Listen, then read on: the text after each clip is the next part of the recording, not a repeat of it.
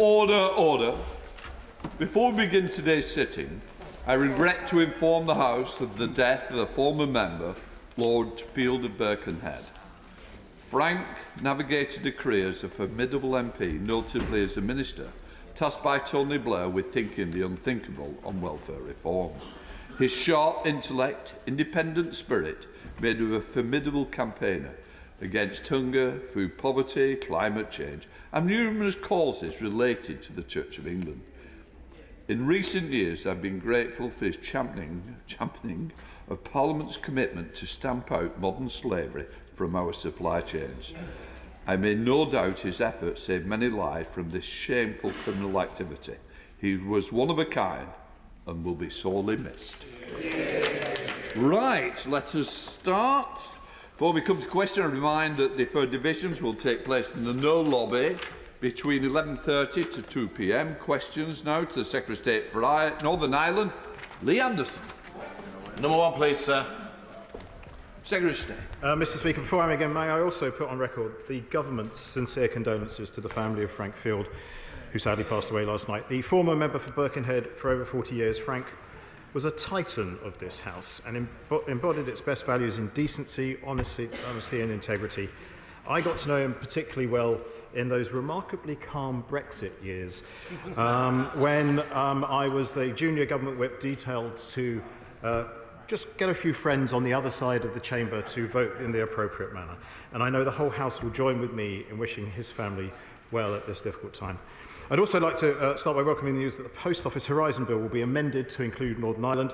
I'd like to thank the Honourable Member for the First Malton for all the productive meetings and discussions he'd had with the First Minister, Deputy First Minister and Justice Ministers in Northern Ireland. To answer the Honourable Gentleman's question, this government will never be neutral when it comes to expressing our support for the Union and Northern Ireland's place within it. It is clear that the Union is going from strength to strength, and we're committed to further strengthening and safeguarding the Union through the implementation of the Windsor Framework and our delivery of the safeguarding the Union commitments. Northern Ireland has the best of both worlds now when it has a stable Northern Ireland executive backed by the support and strength of the UK government. And Northern Ireland's peaceful place in the UK is secured by the Belfast Good Friday Agreement and the principle of consent set within it. I regularly speak to my Cabinet colleagues about their and their department's role in safeguarding Northern Ireland's interest in the Union. Lee Anderson. Thank you, Mr. Speaker. I voted for the Windsor Framework because the Prime Minister said it removed the Irish Sea border, yet £192 million is budgeted to be spent on installing border posts for this non-existent Irish border. So could the Secretary of State please advise the House of the number of checks on people and goods travelling through Great Britain and Northern Ireland? Has these checks increased or decreased since the introduction of the Windsor Framework? Great question. Secretary of State. Can I thank the Honourable Gentleman for his question? And it really does depend on whether... So even in the Northern Ireland Protocol Bill, there was provision for a red lane for those goods that were going into Northern Ireland that might well flow into the Republic of Ireland itself. And it does rather depend on whether these numbers the Honourable Gentleman looked at is checks in the red lane or the green lane, or hopefully in the now through the new internal market scheme. The numbers actually rise and fall dependent on a whole host of factors, and as trade increases, as it is doing so, so will the number of checks as a whole, but they will go down as a percentage because the checks will be on goods going through most of the red lane. Now, we will soon get to the point promised in the command paper where we ensure there will be no checks when goods move within the United Kingdom internal market system, save those conducted by UK authorities as part of a risk-based or intelligence-led approach to tackle criminality, abuse of the scheme, smuggling or disease risks. And this will ensure the smooth flow of goods that are moving within the UK internal market. Right. Chair of the Select Committee, Sir Robert Battling.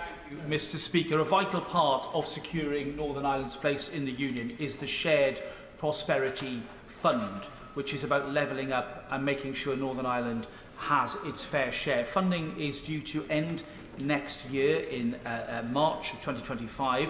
What clarification can he give to community, voluntary and other groups that need to plan ahead and face a cliff edge of funding if they do not have those assurances soon? Can I thank my right honourable friend, the chairman of the Select Committee? I'm wary of giving too many assurances in this space because that is beyond the time of the next general election. There will be a new Conservative government which will have its own, which will have priorities that it wish to update. But we do know that the success of the Shared Prosperity Fund has had in Northern Ireland, and I would like to see, I'd like to think, and indeed I've visited projects which has funded, I would like to think it would continue strongly across the next spending review period. Gavin Robinson. Very much, Mr. Speaker. On behalf of my colleagues, can I extend our deepest sympathies to the family of Frank Field. We shared 4 years in this House together, and I always found him to be a very warm and engaging colleague, somebody who would have time for young parliamentarians like myself, and somebody who believed very much in this place and our country. Can I also thank the Secretary of State and the Minister responsible for the inclusion of Northern Ireland into the Horizon Scandal Bill. I think that is incredibly important. Mr. Speaker, I, as a unionist, believe in this country and will work every day to strengthen our place within it. We recognise the Safeguarding the Union document as an important stepping stone in maintaining and securing our position. The Secretary of State has mentioned the commitment of government to eliminate all checks, routine checks within the UK internal market system, and we look forward to his faithful delivery of that. We have seen the creation of the East West Council, and yet we have heard little of the Intertrade UK construction and the establishment of the independent monitoring panel. Could I ask the Secretary of State to update the House on those issues? Can I thank the right honourable gentleman for his question? And I can assure, and I look forward to working with him in his new role, and I can assure him that His Majesty's Government are working at pace and will deliver on our command paper commitments in full, including on the commitments we made on checks in that command paper. He asked about a whole range of different bodies and pledges we made. On the East West Council, just last month, we had the inaugural meeting of the East West Council. The meeting did provide an opportunity for ministers from the United Kingdom Government and Northern Ireland's Executive to come together to discuss the main priorities of the Council's work programme, and we're committed to strengthening and safeguarding the Union through our implementation of that.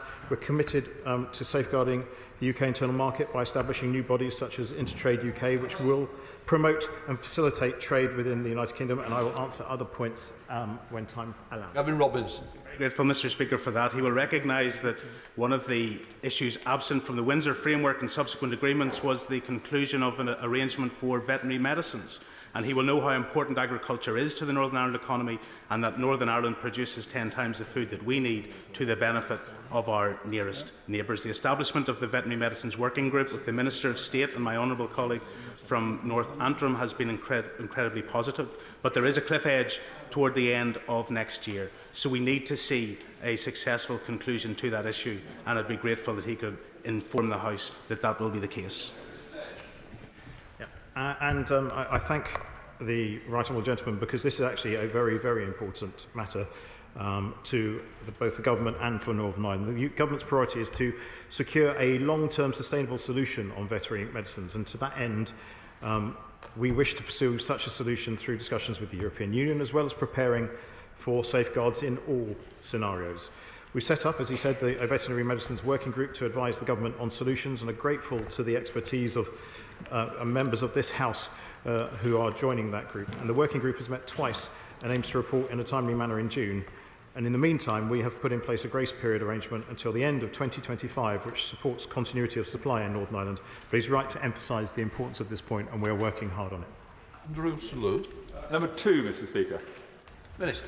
Mr. Speaker, the UK Government is committed to the long-term economic growth of Northern Ireland and is working closely with the Executive and business to demonstrate what a fantastic place that Northern Ireland is to live, to work and invest. Some of the things we've done have included the Northern Ireland Investment Summit. We're committed to levelling up Northern Ireland's economy with £617 million spent on 4 city and growth deals. We're implementing key deliverables, of course, in the Safeguarding the Union command paper, and we continue to promote Northern Ireland's unique institutional arrangements. Andrew Salute. With the Executive now restored and enjoying a financial package of over £3 billion, does the Minister agree that Northern Ireland businesses are now positioned for an era of transformational success. Absolutely right, and I agree. I'm grateful to him for highlighting this position. But of course, funding is only one part of the solution. It's vital to have transformation of public services, and there's going to need to be innovative strategic thinking to that end, as well as some revenue raising. The government absolutely stands ready to assist the Northern Ireland Executive with formal structures to help them towards those ends. I'm grateful to him. The Minister of State for his answer. We have a massively skilled workforce in Northern Ireland, as everyone here knows, and I know the Minister knows.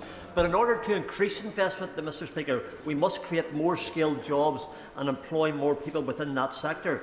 So what discussions has the Minister of State had with Cabinet colleagues to secure more jobs in our aerospace community in Northern Ireland? We can do more, we just need a bit more help. Thank you. Yeah. Well, Mr. Speaker, I'm very grateful to him, and I've visited Spirit Aerosystems as well as other related companies, and there's a terrific pool of talent and skill there in Northern Ireland. We work with DBT to ensure that the same advantages are available to people and businesses in Northern Ireland as across the rest of the UK. I sense that brevity requires I not elaborate DBT's full offer, but it is certainly there, and if he wishes, I can certainly write to him and set out the detail. I will write to him and set out the detail of DBT. Question 3. Minister. Mr. Speaker, yes, the UK Government regularly engages with the recently restored Northern Ireland Executive on a range of issues, and we will continue to work together for the benefit of Northern Ireland.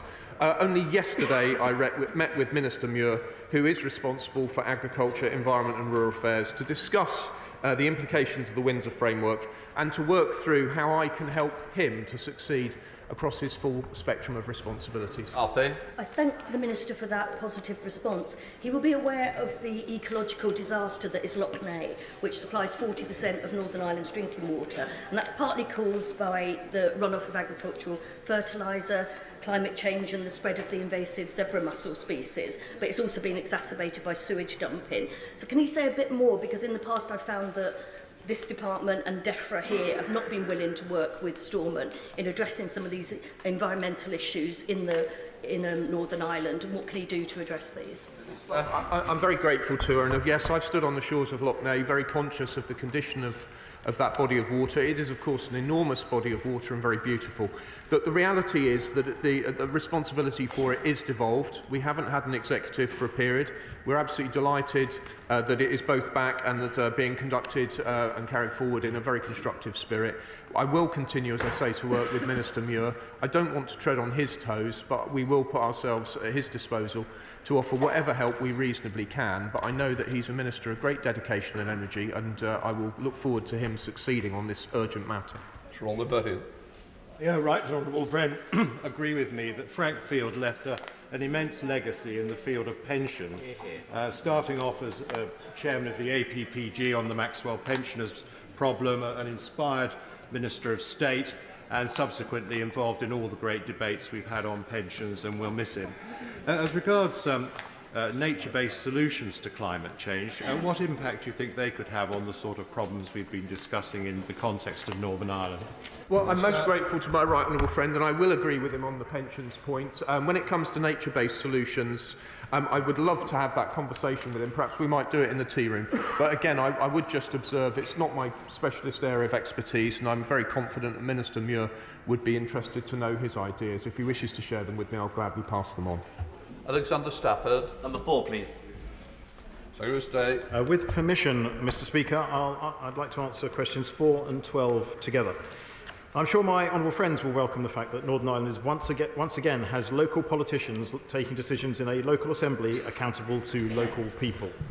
With a funding package worth over £3 billion, the Executive is taking forward the vital work of public service transformation and delivering sustainable finances, ensuring better outcomes for the day-to-day lives of the people of Northern Ireland. And the impact of all this so far has been unbelievably positive. Alexander Stafford.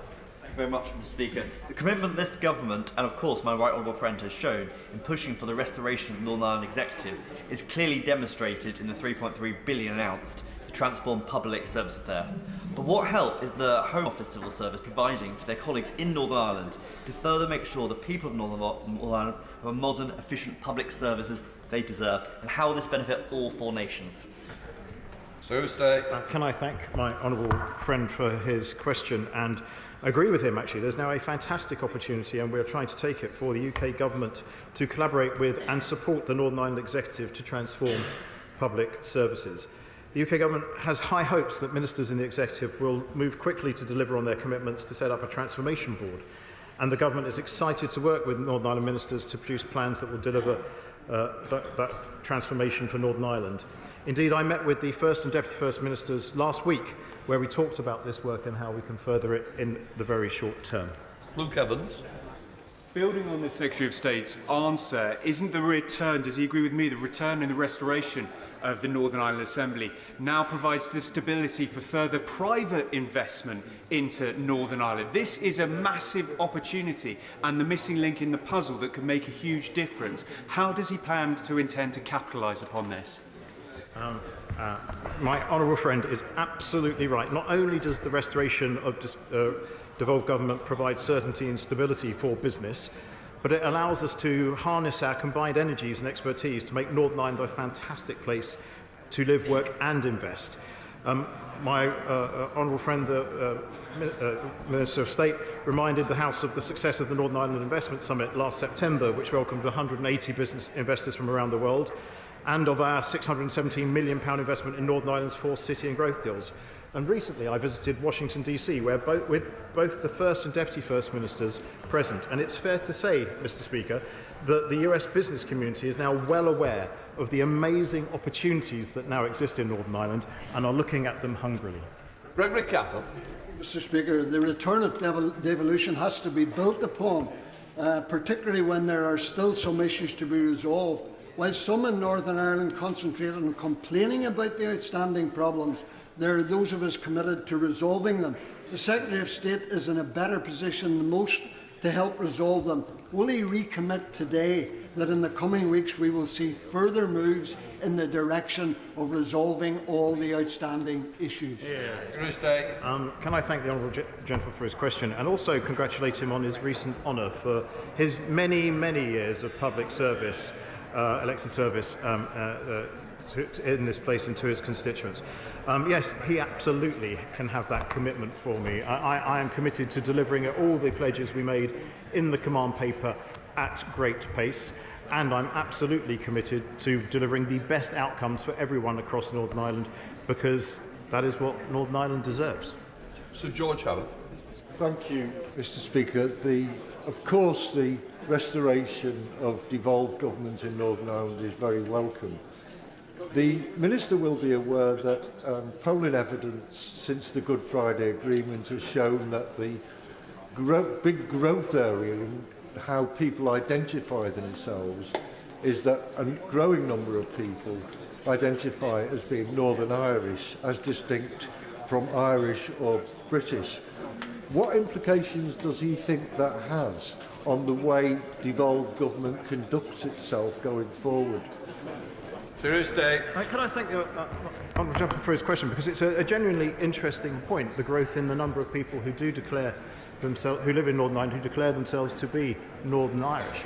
And I'd like to think it reflects itself in the way that the First Minister and the Deputy First Minister are now go about conducting their business. They are working together as in a respectful and positive way, respectful of each other's communities and wanting the best for the place they represent. And I do believe this signifies a healthy development for the future of Northern Ireland politics. Chair Secretary of State Hilary Benn. Thank you, Mr. Speaker, for your eloquent tribute to Frank Field. He was a brave and a generous man. And can I say to the Right Honourable Member for Belfast East that we look forward to working with him in his new position. The UK's successful bid to host with Ireland the 2028 Euros is a fantastic opportunity for Northern Ireland, but with just 3 years left to build the Casement Park Stadium, the Executive has yet to invite tenders.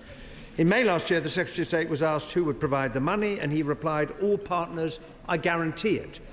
Given the clock is now ticking, how and well does the Right Honourable Gentleman intend, with others, to honour that guarantee so the stadium gets built on time? Secretary of State. I thank my right honourable friend for his question. He knows that he's asking the question of a football referee for the last 43 years and someone who's rather passionate about the game.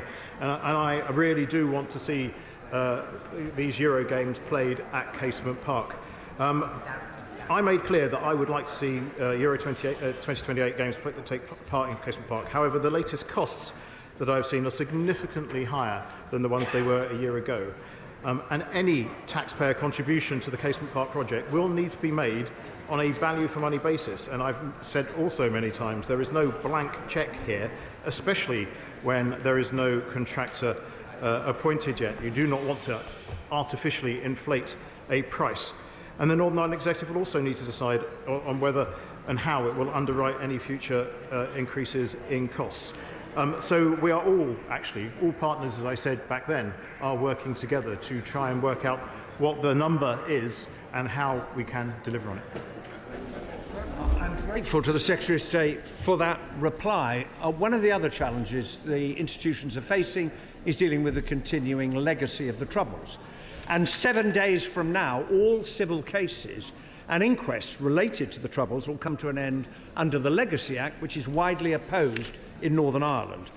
Does the right honourable gentleman think that confidence in the new independent commission will be helped or hindered by the fact that he has recently brought 3 separate legal challenges to the disclosure by coroners of information to families about what actually happened to their loved ones, information which they have been denied for so many years?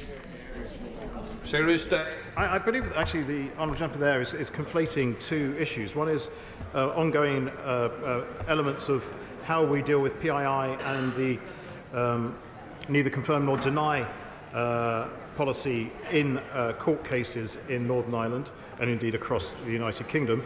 And secondly, what the new commission we're setting up to deal with legacy has to do. And I actually do believe that those who have even civil cases now will be able to use the ICRIR when it opens its doors on the 1st of May in good faith. Indeed, only this month, the former co-chair of the consultative group on the past, Dennis Bradley, stated that he thought and I quote, the people involved around the ICRIR are very good people and I have a lot of regard for them. And if people decide it offers them something, then I'd be very reluctant to make too many strong judgments around it. Because, and this is the problem we are trying to solve as the UK government, and I quote him directly, we have created a swamp around legacy, a complete swamp, and anything that helps some people to get out of that swamp, I won't be too critical. SNP spokesperson Richard Thompson. Thank you, Mr. Speaker. And can I add a tribute from my own party to Frank Field and send our condolences to his friends and family. In 40 years as an MP for Birkenhead, he was a very faithful servant not only to his constituents but also to this place. Right across the House, the return of devolved government to Northern Ireland has been rightly welcomed. Could I ask the Secretary of State to reaffirm his government's commitment to the principle of consent, not just in Northern Ireland, but also in Scotland and in Wales, that the peoples of these places should be able to choose the form of government best suited to their needs, whether that happens to be inside or outside of the United Kingdom? Secretary of State. Well, I very much welcome the right honourable gentleman's welcoming of restored institutions. I'm also a great respecter of results of referenda. I believe in Scotland we've had one, and that's probably enough said. Jones. Question 5, Mr. Speaker. Mr. Speaker, the government remains committed to supporting integrated education in Northern Ireland and has already made available funds to support more schools than ever to convert to integrated status. I and my noble friend Lord Kane look forward to engaging with the new Education Minister, Paul Given, to make progress on this important issue. Sarah Jones. 2 weeks ago, I travelled with colleagues to Northern Ireland and we visited Forge Integrated Primary School and met lots of very fine children. In 2015, £150 million of Fresh Start funding was earmarked for integrated education in Northern Ireland. So what does the Minister say to those schools who were expecting this funding but have found it's no longer guaranteed? Well, Mr Speaker, the House may not know that in Northern Ireland only 7% of school children, 7% can be said to be attending an integrated school, and that is something which we would like to see change. On her particular point, I think it has to be said that the period over which Fresh Start funding was released would have ended at the end of March next year. So what we've done is repurpose £150 million of that funding to provide additional flexibility to the Northern Ireland Executive in respect to that funding stream and schools. We are determined to see more parents given the opportunity to choose integrated education for their children as a vital part of the process of reconciliation, and I for one am especially committed to it as somebody who proudly attends a Baptist church where for many years I worshipped with a Roman Catholic lady and had no idea. We should help Northern Ireland move to the point that denomination is a small matter and people move forward together. An important item in the in-tray of the newly reformed executive is early years education and childcare. Thanks to the actions of this government, we now have more generous entitlement to free childcare in England and Northern Ireland. Will you discuss with the executive how Northern Ireland might be levelled up on childcare, including, for example, using revenue-raising measures? My right honourable friend is absolutely right to raise this, and I'm very grateful to her for putting it on the agenda. Certainly we will engage with the executive on this point, and she is of course absolutely right to mention revenue raising. It is a fact that the executive needs to both transform public services and improve revenue raising so that everything there can be on a sustainable basis. Mr Flair Anderson. Thank you, Mr Speaker. I also recently visited the Forge Integrated Primary School in Belfast, and I saw their many much needed and developed plans to replace their porter cabins with buildings to answer for the need, an extra need for integrated schools. They're very disappointed, Mr Speaker, that this has been shelved along with projects in 9 other integrated schools. Education is devolved, but this was earmarked UK government money agreed under the 2015 Fresh Start Agreement. Does the Secretary of State understand why teachers, pupils and parents are so disappointed that those plans have been shelved, and does he have any plans to restore them? Thank you. Well, Mr Speaker, I do hear the honourable lady, and my right honourable friend the Secretary of State and I do of course understand people's concerns, and we too have visited schools. I certainly have. I think my right honourable friend has.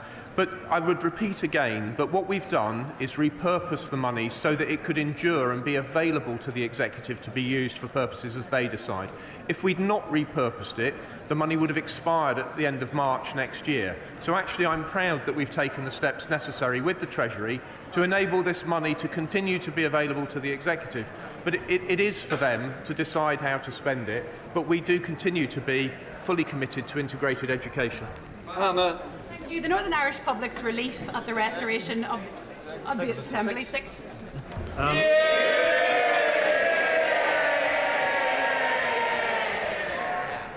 I've met with the First Minister and Deputy First Minister last week where we had a constructive discussion about the Executive's priorities. Public's relief at the restoration of the Assembly has given way to frustration at the lack of pace of delivery by the Executive. After a 2-year void, they're saying they don't want to be hurried to deliver for Northern Ireland. Health care staff who are oppressed, people waiting for special educational needs, and people watching Lough Neagh face into another summer of algae bloom are very much in a hurry for action. Northern Ireland urgently needs a delivery plan, it needs a programme for government, and it needs a budget. Yes, resources are part of that. Can the Minister update on any negotiations on the fiscal framework, and will he impress on the Executive the need for urgent action and not just warm words? Secretary of State. The one thing I did pick up from the First Minister and Deputy First Minister last week is they too want to act in all the ways that the honourable lady said, and their priorities include developing a programme for government which will enable them to take forward the vital work of public service transformation. They're only 12 weeks in, and I do look forward to good results in the short, medium and long term. Before we come to Prime Minister's questions, I wish to welcome our special guest who is observing our proceedings today, His Excellency Joria and Abdullah, Speaker of the House of Representatives of Malaya. Your Excellency, you are most welcome. We now come to Prime Minister's questions. Jonathan Gillis. Number 1, Mr. Speaker. Deputy Prime Minister. Mr. Speaker, I have been asked to reply.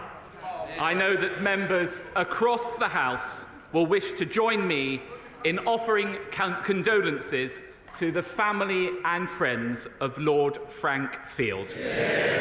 He was an outstanding parliamentarian who worked tirelessly to make society a better place. My right honourable friend, the Prime Minister, is in Berlin. He has announced the biggest strengthening of our defence in a generation. Mr. Speaker, I'm sure that members will also want to join me in wishing the Jewish community a happy Passover, a celebration of freedom. But of course, we remember the empty chairs of those hostages still being held captive in Gaza and call for their immediate release. Mr. Speaker, this morning I had meetings with ministerial colleagues and others.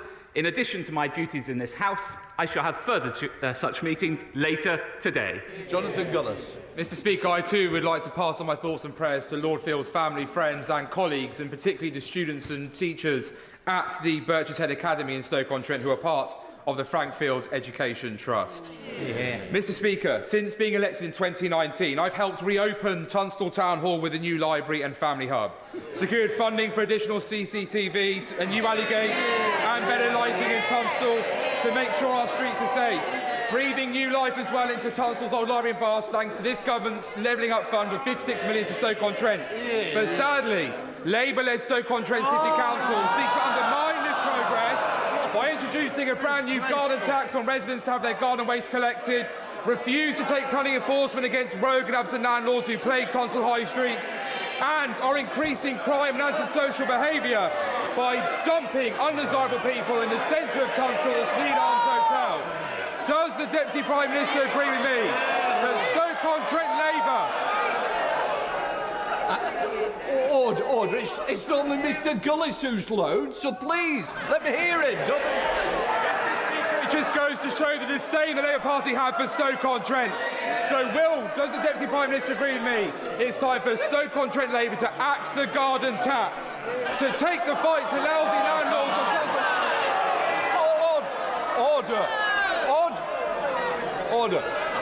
Order. There is a question to be asked, and there is a time in which we ask it. I suggest he puts in for an adjournment debate. I'm sure you've got the answer. Well, Mr. Speaker, there's not much I can add to that. He has ever proved what an excellent campaigner he is for his constituents. And of course, he highlights the same problems with Labour councils across the country, raising taxes and letting services fall into disrepair. And of course, he's totally right to be holding rogue landlords to account. Right, we now come to the Deputy Leader of the Opposition.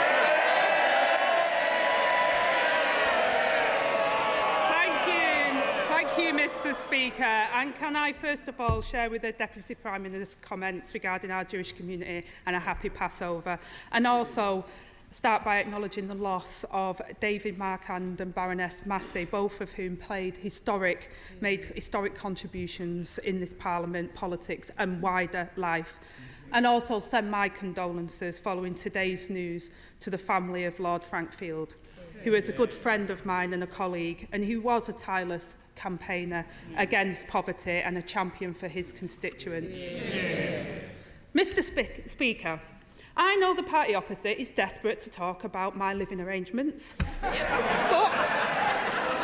the public want to know what this government is going to do about theirs. Natalie from Brighton has been served with 2 no-fault eviction notices in 18 months.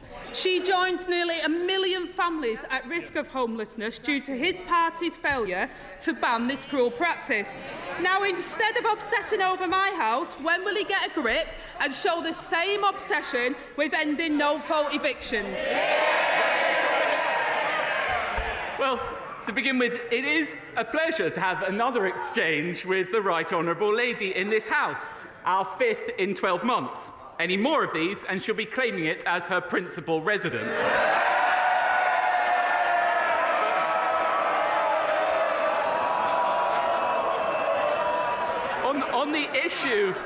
On the issue of no-fault evictions, it may have escaped the Right Honourable Lady's attention, but we will be voting on exactly that matter later today. The Conservative government taking action. Mr. Speaker, he clearly thought he could spend all week obsessing over my living arrangements. I didn't even bother to read up on his own government's bill this afternoon. The reality is he caved in to vested interests on his backbenchers and delayed justice for people like Natalie. Yes. This week, the Housing Minister said there is no solid date for banning no-fault evictions. The Housing Secretary now says it won't happen before an election. So if he can give us a date, can he name it now? I can name the date for the Right Honourable Lady. Today. It's today that this House will be voting on it, and I'm confident that in line with our manifesto, we will deliver on that commitment. Angela Rayner. Mr. Speaker, he clearly hasn't been looking up on his own government bills. But let me turn to another Tory housing failure. Leaseholds are a rip-off and a con. But the government's proposed ban on new leaseholds applies only to houses. The majority of leaseholds are in flats. What's the point on a ban on new leaseholds if it won't apply to flats? Again, the Right Honourable Lady is talking about legislation introduced by this government, which the party opposite totally failed to introduce in their entire time in office.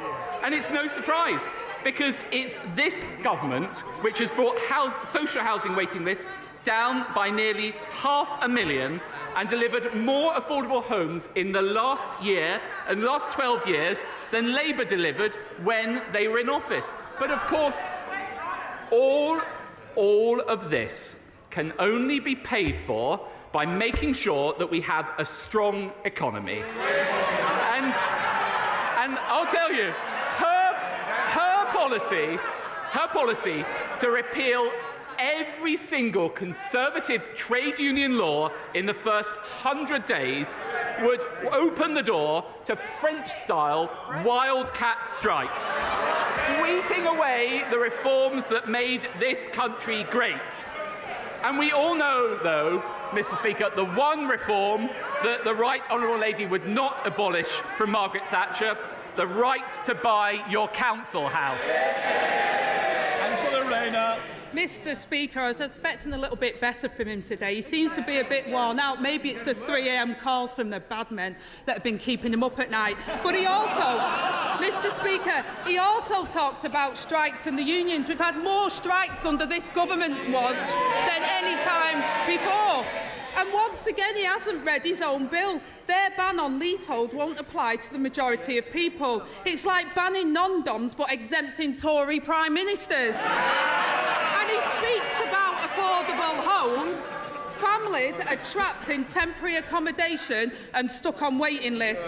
And in the West Midlands, his mayor has used his multi-million-pound housing budget to build just 46 social homes in 8 years. That's almost as many as the Chancellor's property portfolio. But the British people know that his party won't build the homes that this country needs. So when are they going to get a chance to vote for a government that will?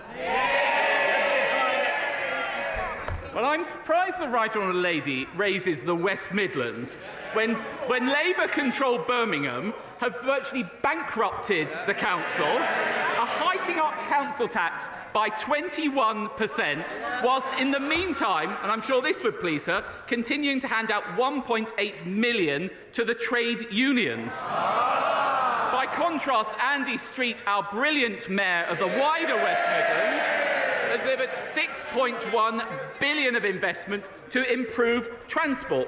So there you have it, the contrast between the Conservative Party and the Labour Party. The usual political opportunism from her, failing to ask about the issues that really matter. If you want more bin collections, more potholes filled, lower debt and lower council tax, vote Conservative, because whether it's Ben Houchin in the Tees Valley or whether it's Andy Street in the West Midlands, it's only the Conservative mayors who deliver more for less. Well, Mr Speaker, that's pretty revealing that he thinks that housing isn't an issue for the British people, because I think it really is. And people in glass houses shouldn't throw the stones, because in Birmingham and across the whole of this country, councils are facing black holes because of his government's austerity programme. And I would also warn the Deputy Prime Minister that Tory councils have also faced 114 notices, and Birmingham Council has had over £1 billion taken from their budget from some of the poorest people. More than 16,000 families face losing their homes after the party's mini-budget, Mr Speaker, and mortgage bills continue to soar. Meanwhile, the former Prime Minister parades around the world in a twisted victory lap promoting a new book, saying that the mini-budget was her proudest moment. So since she won't apologise to those families losing their home, will he? Well, what the Prime Minister has done since he has taken office with the Chancellor is to restore stability to our economy, inflation halved and more down to 3%. And as a result of that, in an incredible Minister was able to announce his plan for the biggest strengthening of defence spending in a generation. But it should come as no surprise that the party opposite refused to say whether they back it or not, because this comes from the Right Honourable Lady who voted to scrap Trident and install in Downing Street someone who wanted to change the army into a Peace Corps. There you have it. Mr Speaker, friends, we all want to see 2.5%. The difference is that we haven't cut the army to its smallest size since Napoleon. And Mr Speaker, never mind some secretive deep state. Never mind some secretive deep state. It's the state of the Tory party that's the problem. They're in a deep state of sewerage. After 14 years, they failed renters, they failed leaseholders, and they failed mortgage holders. But, Mr Speaker, I read with interest that the Right Honourable Gentleman has been urging his neighbour in Number 10 to call an election because he's worried they might get wiped out. Has he finally realised that when he stabbed Boris Johnson in the back to get his mate into Number 10, he was ditching their biggest election winner for a pint-sized loser?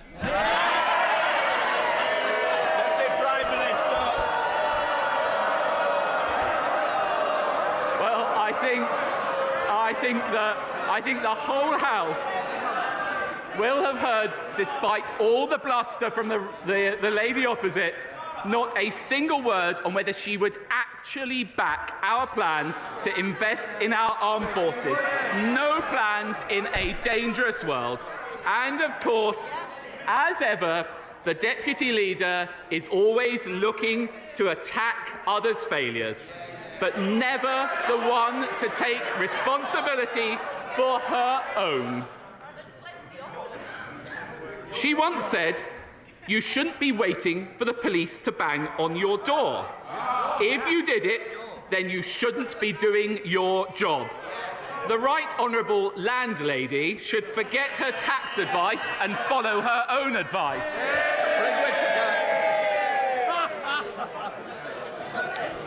Thank you, Mr Speaker. And levelling up, like my friend earlier, in the Calder Valley is absolutely on fire. £196.5 million for hospital reconfiguration, £150 million for flood defences, no fewer than 11 schools being remodelled or rebuilt as we speak. £45 million for 3 town centre regeneration, and Elland is getting a new railway station as well. So does my right honourable friend agree with me that the naysayers around about levelling up need look no further than the Calder Valley to see what a great achievement this government is doing? Deputy Prime Minister. Well, my honourable friend is absolutely right. It's not just the Colne Valley, but it's communities up and down the country. The government is investing billions in infrastructure across the United Kingdom, creating jobs and opportunities in every region. And I know that my honourable friend has been a staunch advocate for the Calder Valley, which is a fantastic example of that in action. It's Leader of the SNP, Murray Black. May I join in wishing the Jewish community a happy Passover and also in sending my condolences to the families of family and loved ones of Frank Field. 2 years ago, when mass graves were discovered in Ukraine, this House united in condemnation and rightly treated these graves as evidence of war crimes which Russia must be made to answer for. Yesterday, Palestinian officials uncovered 2 mass graves outside the bombed hospitals in Gaza. These graves also constitute as a war crime, don't they? Deputy Prime Minister. Well, of course, we would expect the democratic government of Israel to investigate any allegations of misconduct, and that's exactly what they do, and it's exactly what the Foreign Secretary and the Prime Minister urge them to do. But I find it quite extraordinary that she seeks to draw parallels between the legitimate war of self-defence of Israel and the conduct of Russia. Murray Black. 300 bodies, including the elderly and the injured, some of which had been stripped naked, mutilated, with their hands tied behind their backs. The UK's own arms policy states that if there is even a risk that war crimes may be taking place, then that is reason enough to halt the sale of arms. Given all we know, why then is the Prime Minister yet to do so? Deputy Prime Minister. Well, we continue to urge the Israeli government to investigate any allegations of misconduct. The difference, though, is that we can trust the Israeli government, a democratically elected government, to properly investigate those things. And, of course, we keep the advice under review. The Foreign Secretary has recently made it clear that he has conducted a determination and has not changed his advice regarding export licences, and I think that is the correct decision. Colin McCartney. Speaker, the good people of Lincoln who all declare their taxes and pay tax on their profit when selling their second homes overwhelmingly want Lincoln Christmas Market to be brought back after the Labour-run City Council cruelly closed it last year. The Labour City Councils refused to do what the people of Lincoln want. What message will the Deputy Prime Minister send to the voters of Lincoln before next week's local elections? Deputy Prime Minister. I'm afraid that what the honourable gentleman has described is the Grinch in action. That Christmas market in the home of the Magna Carta was beloved by local residents. They have totally ignored the wishes of local residents and cancelled it, and they should reverse that decision. Is it Cooper? Thank you, Mr. Speaker. On behalf of the Liberal Democrats, may I also offer our condolences to the friends and family of the late Lord Frank Field, and to wish a happy Passover to all those in the Jewish community. Mr. Speaker, unpaid carers have shared heartbreaking stories of how they have been hounded by the DWP and told to pay huge fines for minor infringements on carers' allowance earning rules, all because the government failed to do anything about a problem they have known about for years. Yesterday, Mr. Speaker, one of the Prime Minister's own dementia advisers resigned, saying that this government's treatment of those unpaid carers was beyond the pale. So will the Deputy Prime Minister apologise to all those unpaid carers who have been failed by his government and commit to a full review of the system? Deputy Prime Minister. Well, first of all, I pay tribute to all those unpaid carers. Indeed, I met some of them over the weekend. I know how hard they work and they keep our society functioning through their commitment to us. And that's why we've actually uprated the benefits by £81.90 a week and increased the carers' allowance by almost £1,500 since 2010. Now, in respect of allegations of overpayment, of course, appropriate discretion should be shown, but if it is the case that there have been erroneous overpayments, it's right on behalf of the taxpayer to be able to recuperate those, but of course we'll work with anyone who's struggling with those repayments to negotiate sustainable and affordable repayment plans. Virginia Crosby. Mr. Speaker, my Ireland constituency of Unismore is accessed via 2 bridges, the Menai Suspension Bridge and the Britannia Bridge. Holyhead is the second busiest port in the UK, but bridge repairs and the weather can result in long traffic queues. To make the most of our Anglesey Freeport and new nuclear at Wilver, a 3rd crossing is vital. And last year, the Welsh Labour government scrapped plans for all new road projects, including our 3rd bridge. On behalf of my Ynys constituents, will the Deputy Prime Minister use his influence to ensure that North Wales is not ignored by Cardiff and we get that third bridge? Deputy Prime Minister. Well, I know and understand the frustration across Wales, and particularly in the Honourable Lady's constituency, with this state of affairs. The Welsh Government have not prioritised building new roads. They're damaging growth potential in places like Anglesey. They're spending over £100 million on new politicians. And we will work with the Right Honourable Lady to make sure we resolve this. Sarah Jones. Thank you, Mr. Speaker. Mr. Speaker, the Conservative candidate for London Mayor has promoted Islamophobic tropes online, Shame on her. endorsed the beliefs of Enoch Powell, and claimed the black community has a problem with crimes. In the week that we marked the 31st anniversary of the murder of Stephen Lawrence, does the Deputy Prime Minister really endorse these views? Deputy Prime Minister. Well, I think the Honourable Lady knows that she does not correctly represent the views of the candidate, and I find it extraordinary that she raises the issue of crime, because whilst Labour's London Mayor has increased the precept by over 70%. Actually, recorded crime has increased 20% in London. That is the record of the Labour London Mayor, and no wonder people will be voting against him. Cheryl Murray. Thank you, Mr. Speaker, and I note that I'm the chair of the Fisheries APPG and thank the government for the recent pollock catch compensation. On the 12th of May, we will see the first ever National Fishing Remembrance Day. I'll be marking this occasion by laying a wreath at a service being held at Luke Quayside by the memorial plaque, which has the name of my late husband and unfortunately others on it. Will the Deputy Prime Minister, and will he ask the Prime Minister to mark this occasion by remembering those who have died, bringing this important food source to our table? Deputy Prime Minister. Well, I know how important this is to the Honourable Lady, and I'm sure she will be remembering her late husband, Neil, on this day.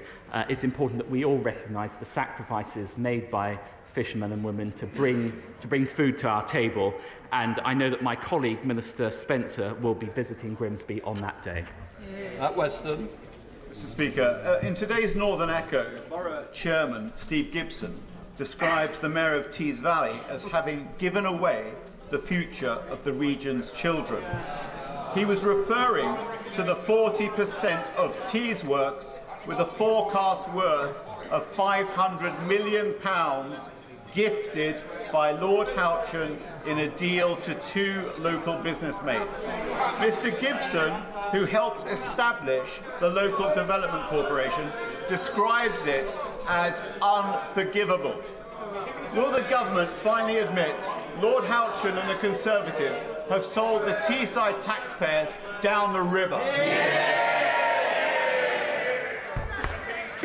He talks about Teesside taxpayers. Actually, Ben Houchin has never imposed a mayoral precept in Tees Valley, full stop.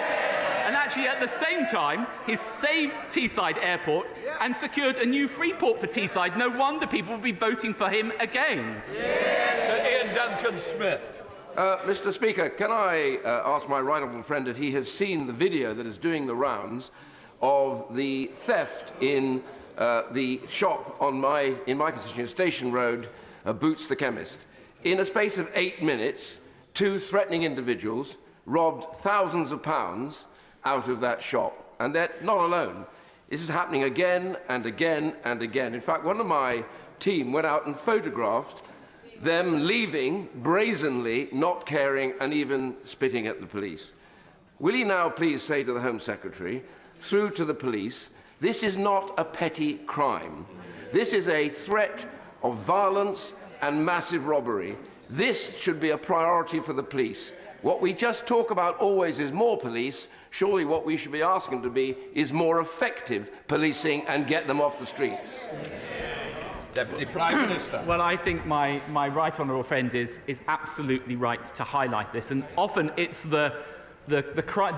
allegedly lower-level crimes are the ones that cause the biggest impact on communities. And I know that my right honourable friend, the Home Secretary, has been very clear on that point, and I will make it to him again. Is also why we're rolling out a range of crime prevention measures through the Safer Streets Fund, improving CCTV and street lighting, and we introduced the Police Crime and Sentencing Courts Act, again to give greater powers to the police to deliver tougher sentences for more serious offenders. Jeff Smith.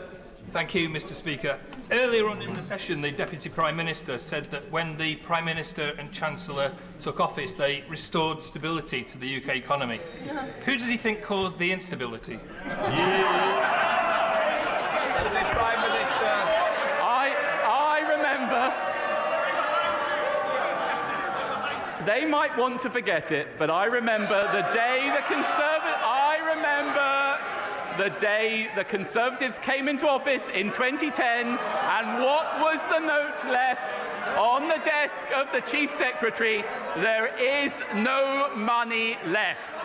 That is the challenge that we have addressed through the Prime Minister and Chancellor successively.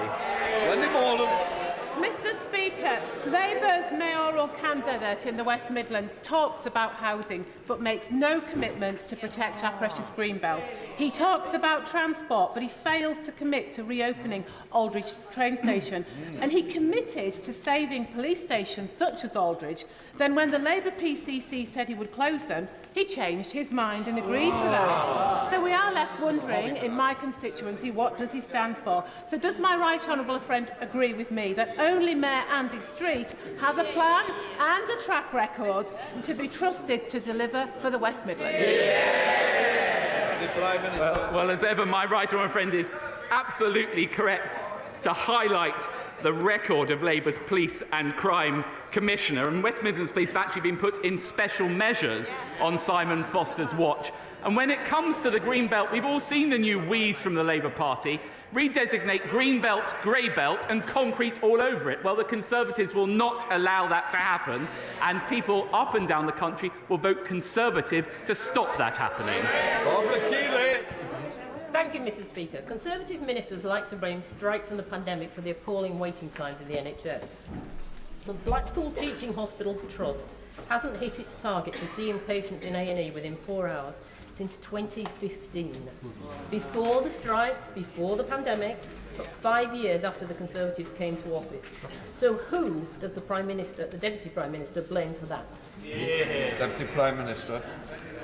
Well, the party opposite like to pretend the pandemic didn't happen, and they like that is the cause of the biggest pressure on the NHS.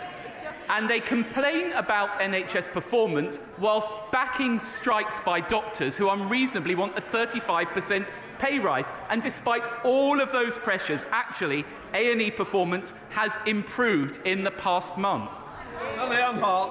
Mr. Speaker, the Labour leader of the almost bankrupt Hastings Borough Council and several other Labour councillors resigned from the Labour Party, citing that the National Labour Party has become overly authoritarian, a dereliction of local democracy, has lost its moral compass and is suffocating local voices because its only objective is power for power's sake.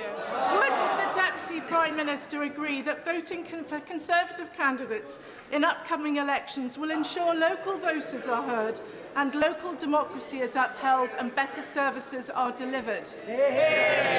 Deputy Prime Minister. My honourable friend is absolutely right to highlight the really serious concerns about Labour councillors in Hastings. And this is what one former Labour councillor said. Labour are no longer providing the policies, support or focus on local government. I couldn't have put it better myself. Mary Glendon.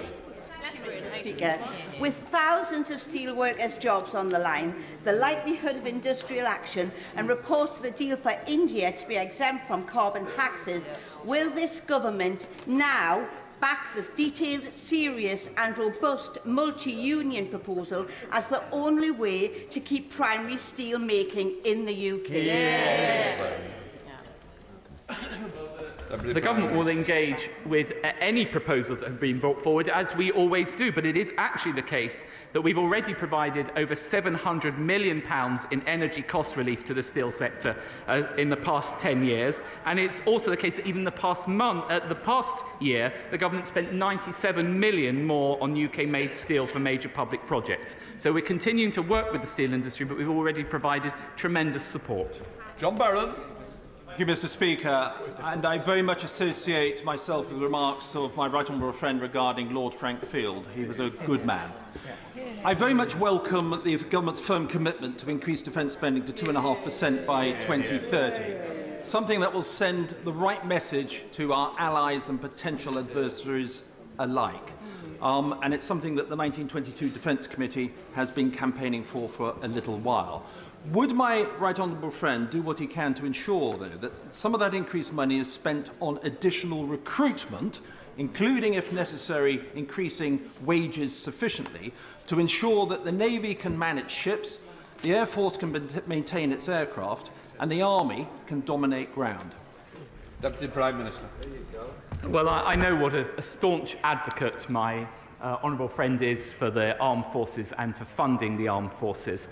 And I think it's something that all of us can take great pride in, that we are putting the resources in now to meet the challenges that the nation is likely to face over the next 5 years. We'll be working through the allocation of that, but it is already the case that in January we had the largest ever number of applications in recent years to join the armed forces. So we're making progress on that.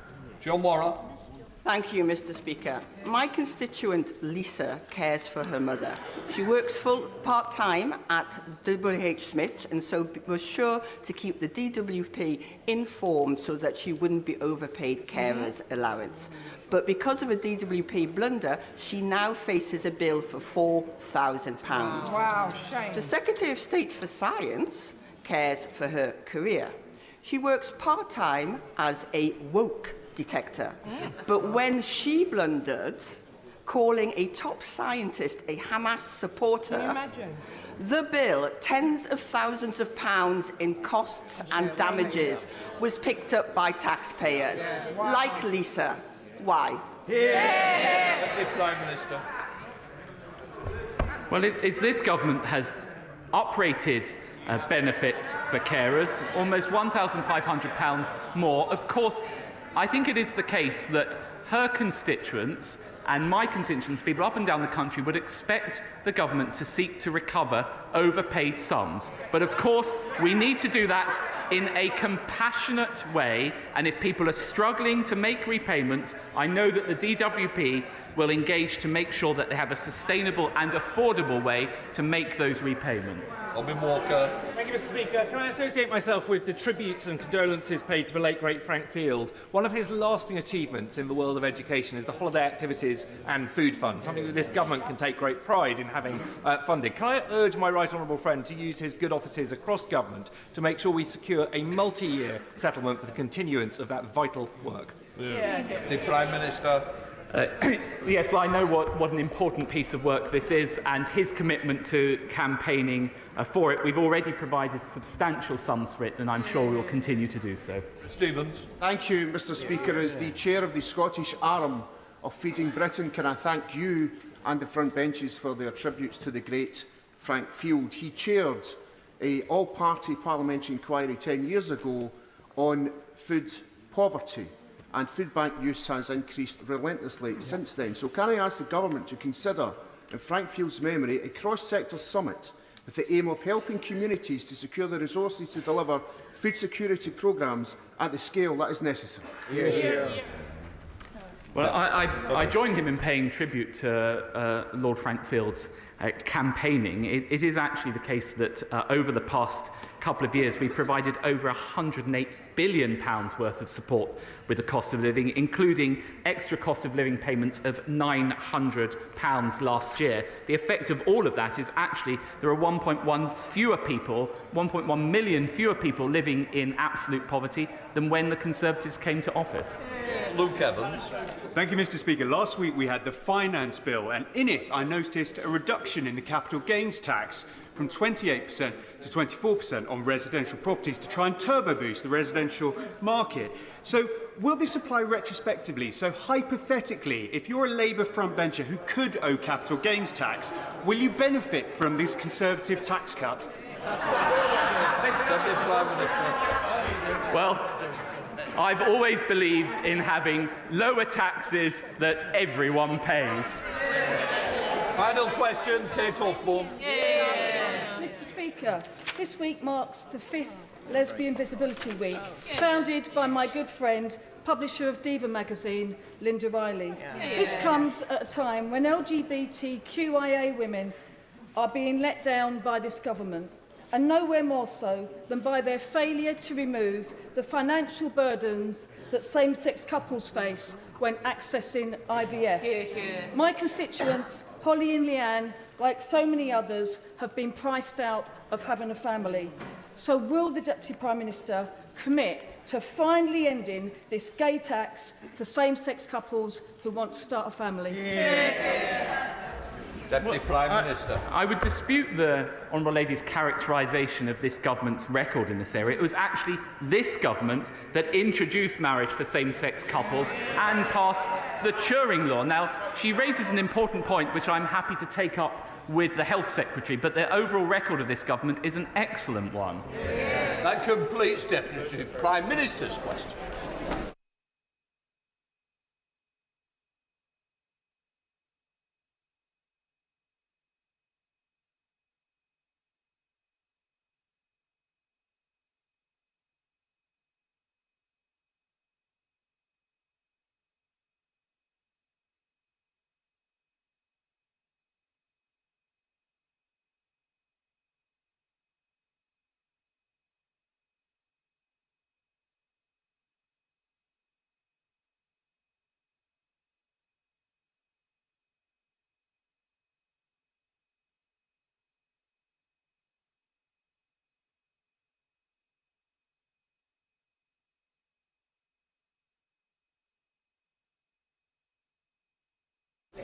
Right, we now come to the statement called the Secretary of State for Defence, Grant Shapps. Mr. Speaker, with permission, I'd like to update the House on the government's commitment to increase defence spending to 2.5% this decade. In January, in my speech to Lancaster House, I warned that we're entering a much more dangerous period, a much more dangerous world, and I made the case for a national conversation about defence spending. Since then, Putin has stepped up his attacks on Ukraine. China is increasingly assertive. Tensions have escalated in the Middle East, culminating in Iran's unprecedented attack on Israel 10 days ago, conducted in parallel with the proxies that Iran has nourished around Israel's border and the Middle East, including, of course, the Houthis, who continue to hold global trade hostage in the Red Sea. Mr. Speaker, since January, the world has become even more dangerous, not less, and we continue to ask more of our courageous and professional armed forces. Our sailors have served under the constant risk of attack in the Red Sea, helping to protect international shipping and our own cost of living. We bolstered our Royal Air Force presence in the Middle East, enabling Typhoon crews to intercept Iranian drones and missiles recently fired towards Israel. And around 20,000 of our personnel from all three of our services, with a huge inventory of naval, air and land assets, have been active around Europe as part of the largest NATO training exercise since the Cold War. In short, Mr. Speaker, we increasingly need our armed forces, and we increasingly are asking more of them. So yesterday, the Prime Minister committed to hit the 2.5% of GDP for defence by 2030. It means we'll invest an additional £75 billion into defence over the next 6 years, and it will be funded in full without any increases in either borrowing or debt. This represents the biggest strengthening of our national defence in a generation. And as the NATO General Secretary said yesterday, It will ensure the UK remains by far the largest European defence spender in NATO, and it means we're the second biggest NATO spender overall. It will provide a very significant boost for the UK defence science, innovation and manufacturing. It will make our defence industries more resilient and bigger, and it will mean that we're able to restock some of those global supplies required in order to continue to ensure that we're not only able to provide our own armed forces, those in Ukraine, but also be a competitive export sector as well. We also recognise the important role that defence plays in our national resilience by developing a new plan that, for the first time, brings together the civil and the military planning for how we would respond in the most severe risks that face our country. And Mr. Speaker, our additional $75 billion on defence is also enabling us to ramp up that support for Ukraine. Honourable and right honourable members on both sides of the House have shared the government's concern about the warnings that President Zelensky has been issuing, and his most senior generals have confirmed that their ability to match Russia's force is increasingly difficult.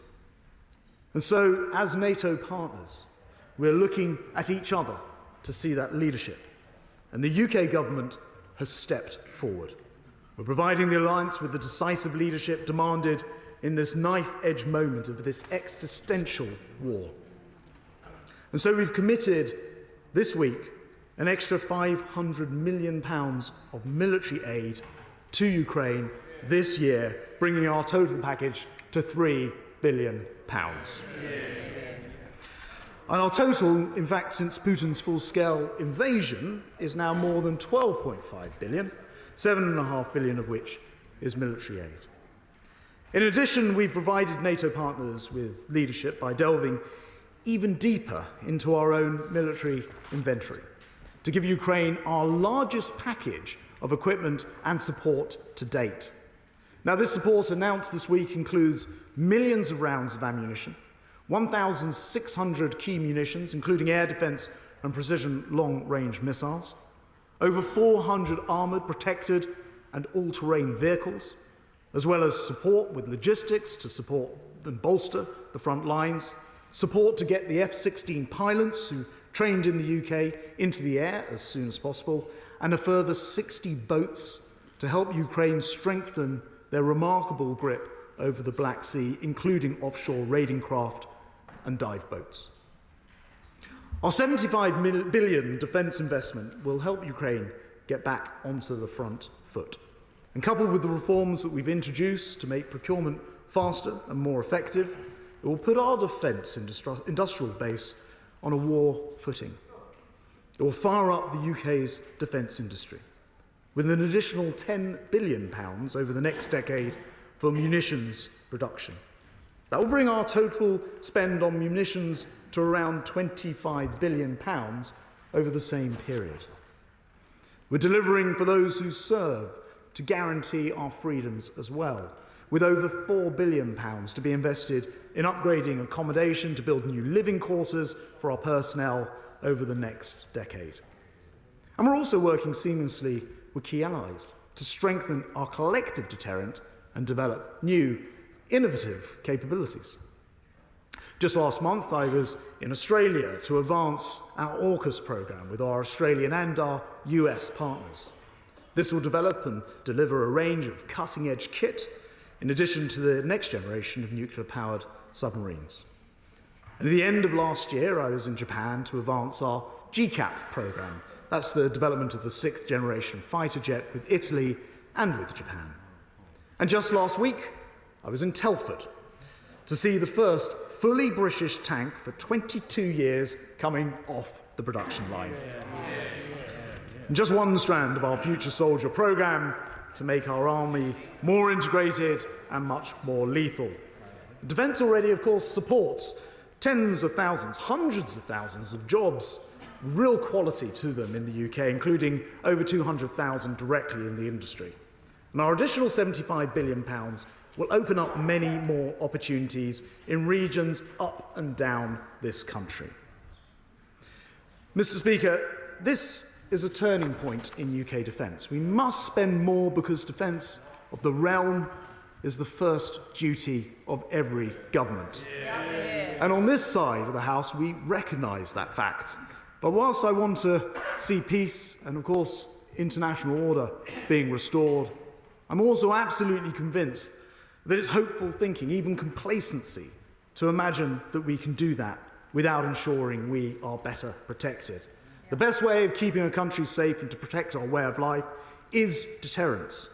Being prepared, being clear-eyed about the threats we face, being clear about our capabilities, backing UK defence science, technology and innovation, carrying not just a big stick, but the most advanced and capable stick that we can possibly develop. And yes, using our military muscle alongside our allies. Our investment in our continuous at-sea nuclear deterrent makes would-be adversaries think twice. And on this side of the House, we haven't just come to the conclusion that our nation's nuclear deterrent is there because an election is approaching. We have always believed in our nuclear deterrent. This is an additional £75 billion boost for our armed forces. And in the build-up to the NATO summit in Washington, I'll do all I can to get alliance members to follow our lead, to bolster their armed forces, to strengthen their industrial base, invest in innovation, maximise their military deterrence, and to maximise their support for Ukraine, most importantly of all. Because in a more dangerous world, when we face an excess of authoritarian states, 2.5% must now become the new baseline for the entire alliance. If we're to deter, lead and defend, that is what is required of us. And I commend this statement to the House. Secretary of State John Healey. Thank you, Mr. Speaker, and I thank the Secretary of State for the advance copy of his statement. There is much to welcome in this statement and more widely today, with the US Congress finally passing the bill for more military aid to Ukraine and the Prime Minister finally making a multi-year commitment to UK military aid beyond this year. We do indeed face a much more dangerous world, with British forces now in action defending international shipping in the Red Sea, reinforcing NATO allies on the Russian border and protecting us all 24/7. They are respected worldwide for their total professionalism. They require our support from all sides of this House.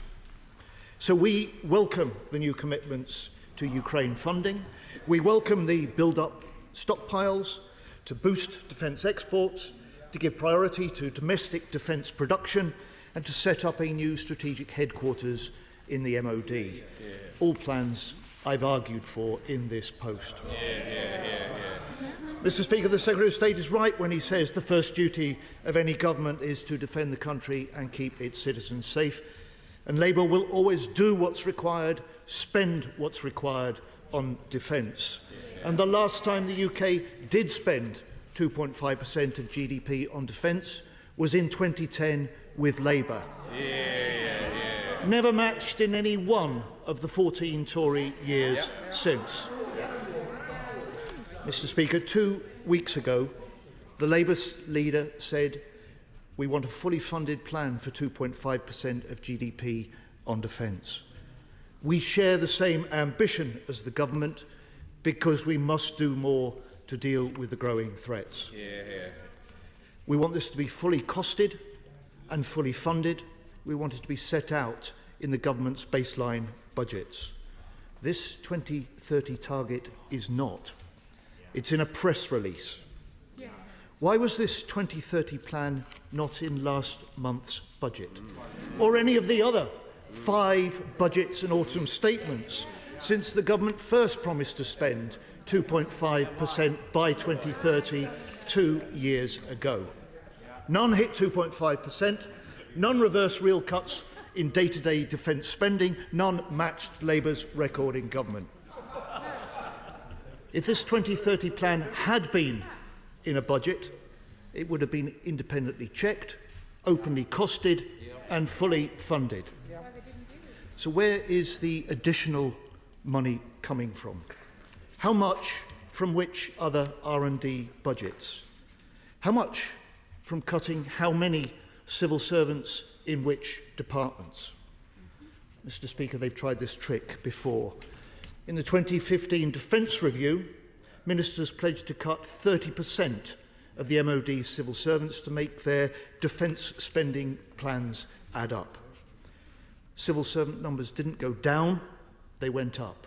Not down to 41,000, but up to 63,000. Now, he's mentioned an additional 75 billion 5 times in his statement.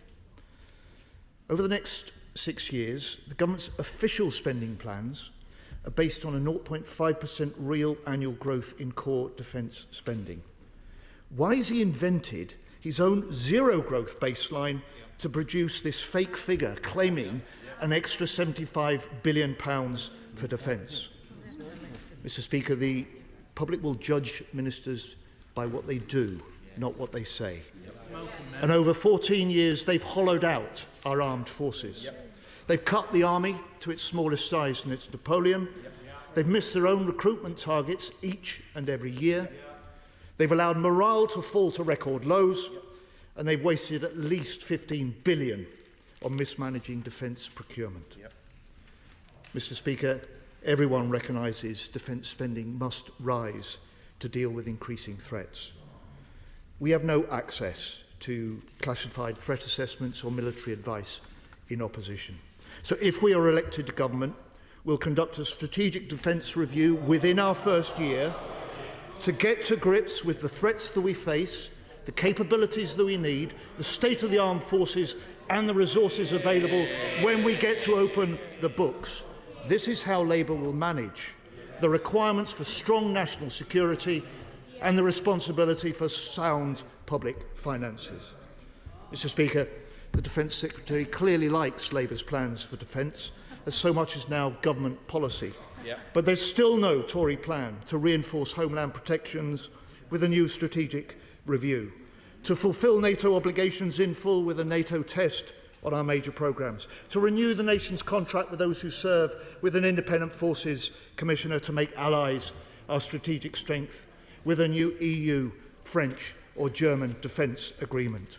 Mr. Speaker, with threats increasing and tensions growing, we must make Britain better defended. And with Labour, Britain will be better defended. Well, Mr. Speaker, let me just start on the areas that I agree with. He mentions how much we welcome the US Congress putting their $60 billion into the defence of Ukraine. It is something that we warmly welcome. As Churchill was reputed to once have said, America usually gets on and does the right thing when it's exhausted all other alternatives. And it took a long time, but we have got to the point where that money is going to come to Ukraine. And I think that is very, very welcome across this House.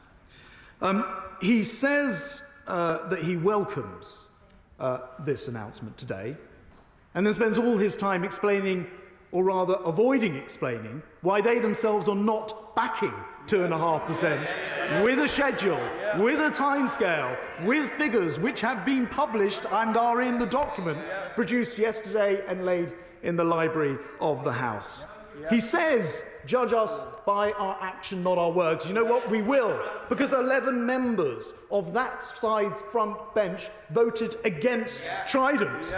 So it's no good for him and the leader of the opposition to go up to Barrow and to claim that they're all in favour now of the nuclear weapons, of the nuclear defence, because they stood on a platform with a leader who wanted to scrap Trident, wanted to pull them out of NATO, wanted to turn the army into, what was it, a peace corps? Into a peace corps. And now they tell us, judge us on our actions. Well, where is the shadow foreign secretary who voted against Trident?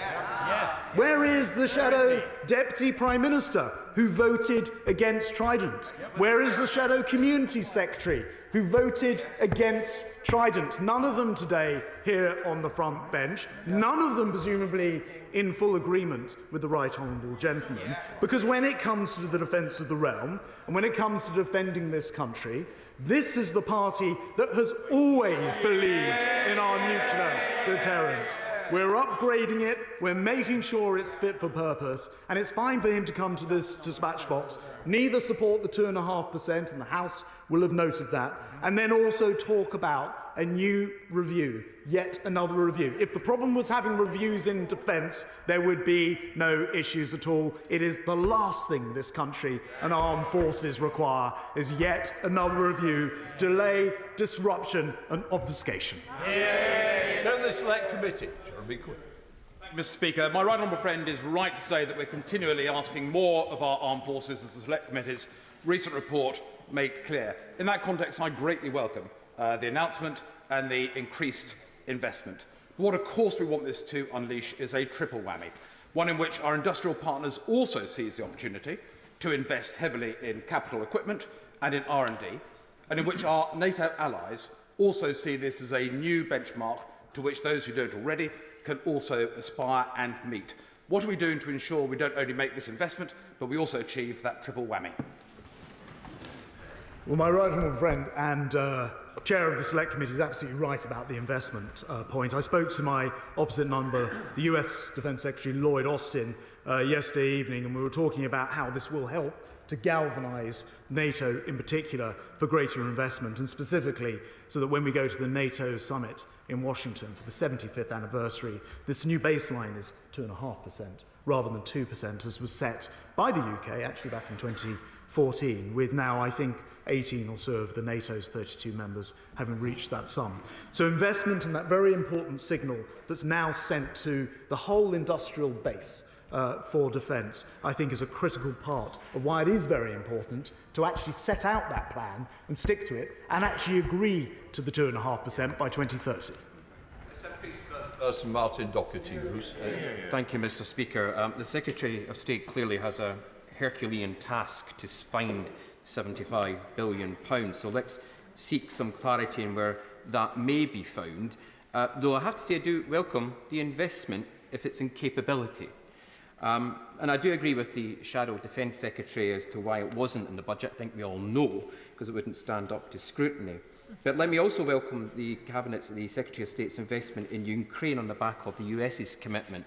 I have to say to your US colleagues, it was long overdue. So let me ask some specific questions. And it is the duty of opposition to challenge government, and we will have our differences.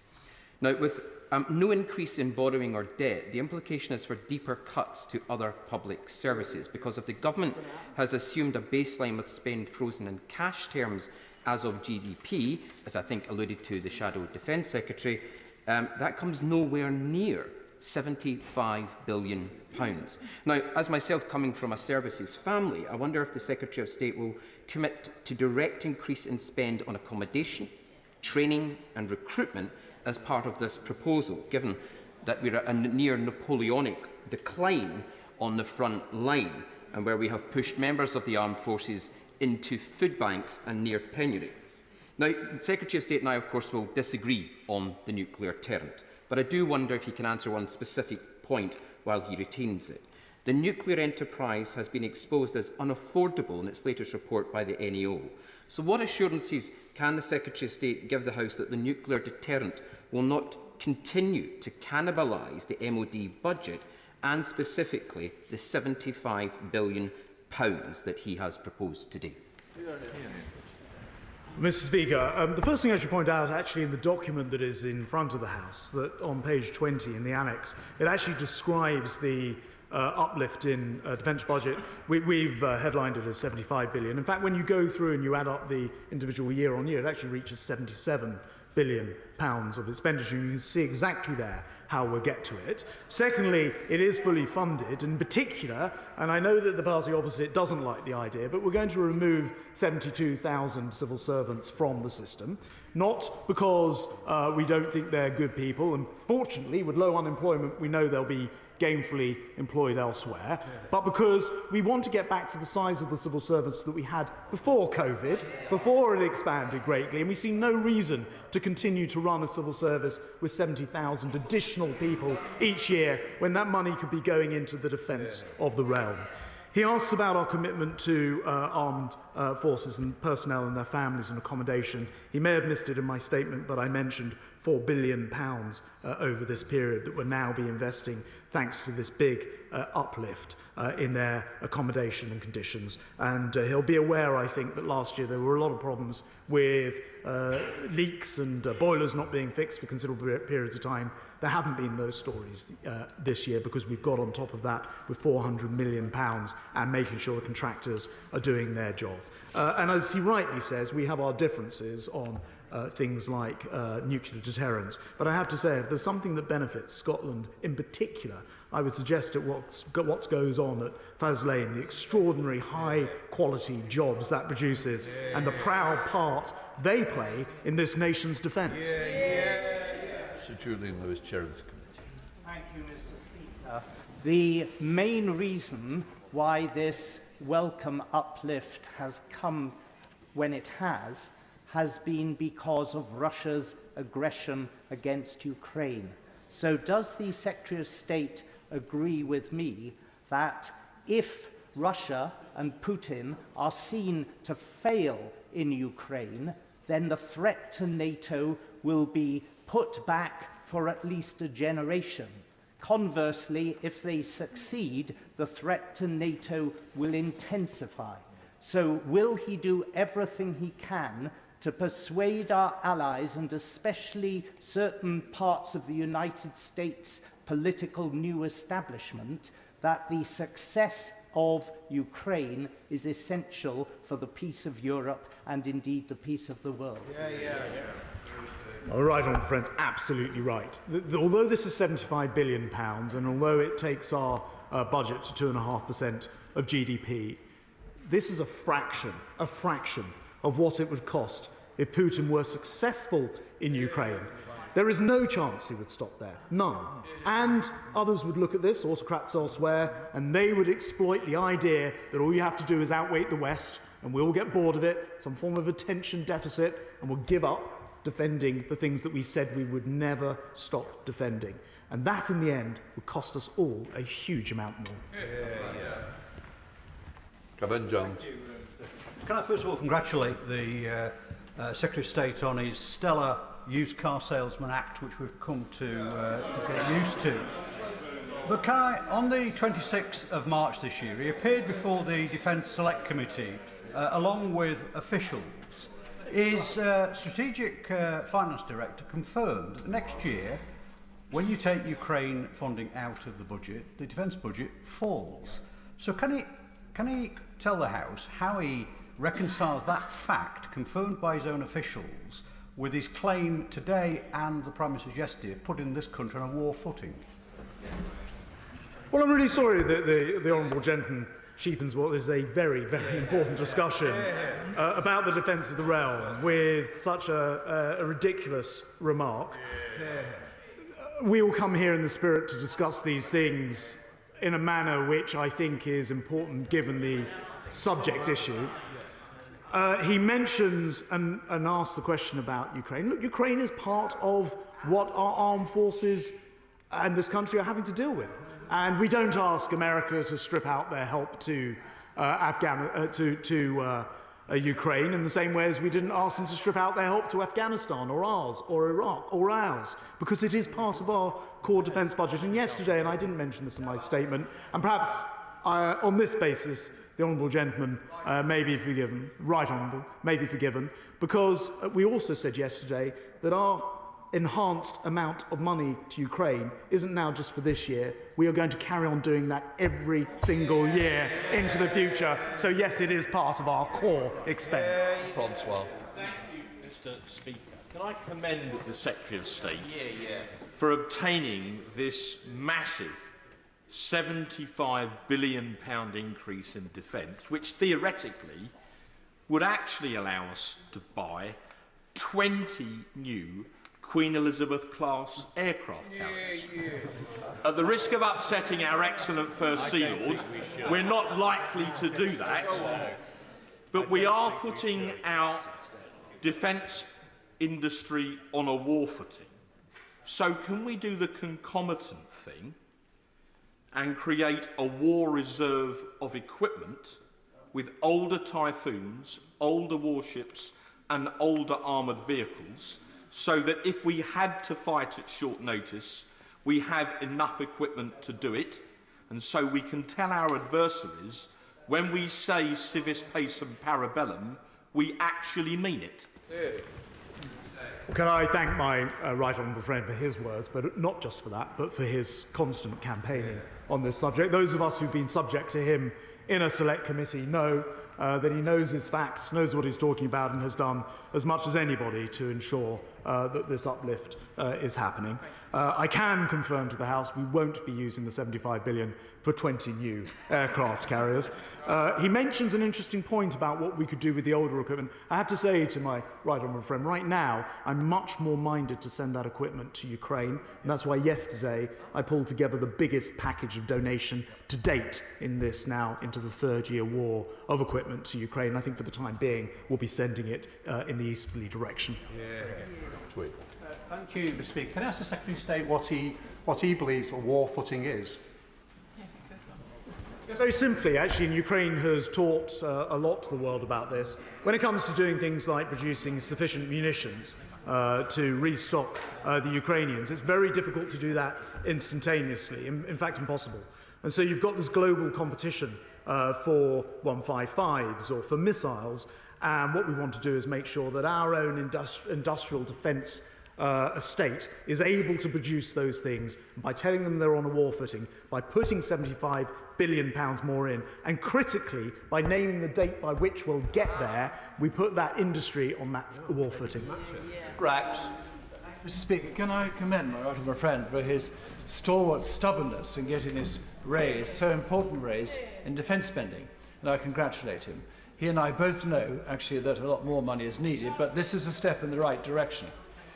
He's off shortly to meet NATO members, and I fear he's got a lot of work to do, because, for example, if you look at the Straits of Hormuz, one of the major trade routes for NATO and the West, only 2 NATO members are actually prepared to open fire on the Houthis. So does he feel that there's a lot of work to do when he goes to meet these NATO members, that they step up and spend 2.5% on defence, as they should do and as we are going to do? Madam Deputy Speaker, can I thank my gallant friend for his comments. He's absolutely right to point out that when it comes to being prepared to use the abilities that we have, this is a country, one of the only countries, which has both the global reach but also the desire and the preparedness to use them. That's why we end up in the Red Sea with the Houthis defending ships, and I can report there's been a particular incident today along these lines with our armed forces in action, and we can be very proud of everything that they do for us. Richard Ford.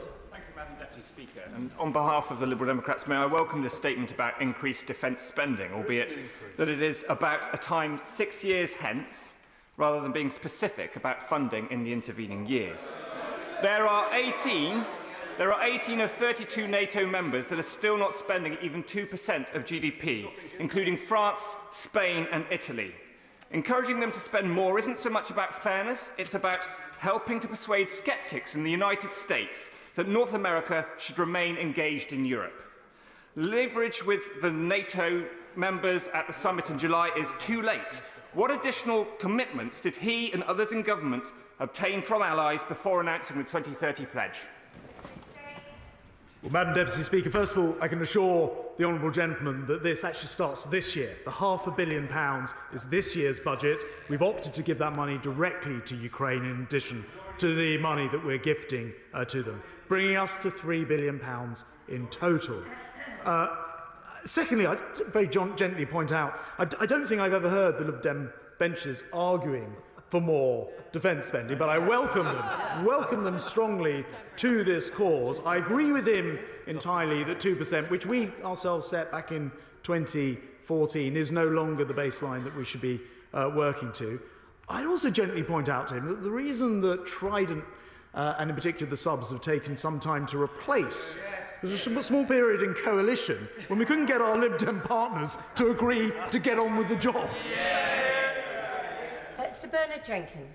Deputy Speaker, if I may just in passing pay tribute to the late Frank Field, who voted for the renewal of Trident, unlike many on the front bench, and would have understood that deepening our defence capability in the conventional forces is a vital part of the deterrence that NATO provides for the security of Europe.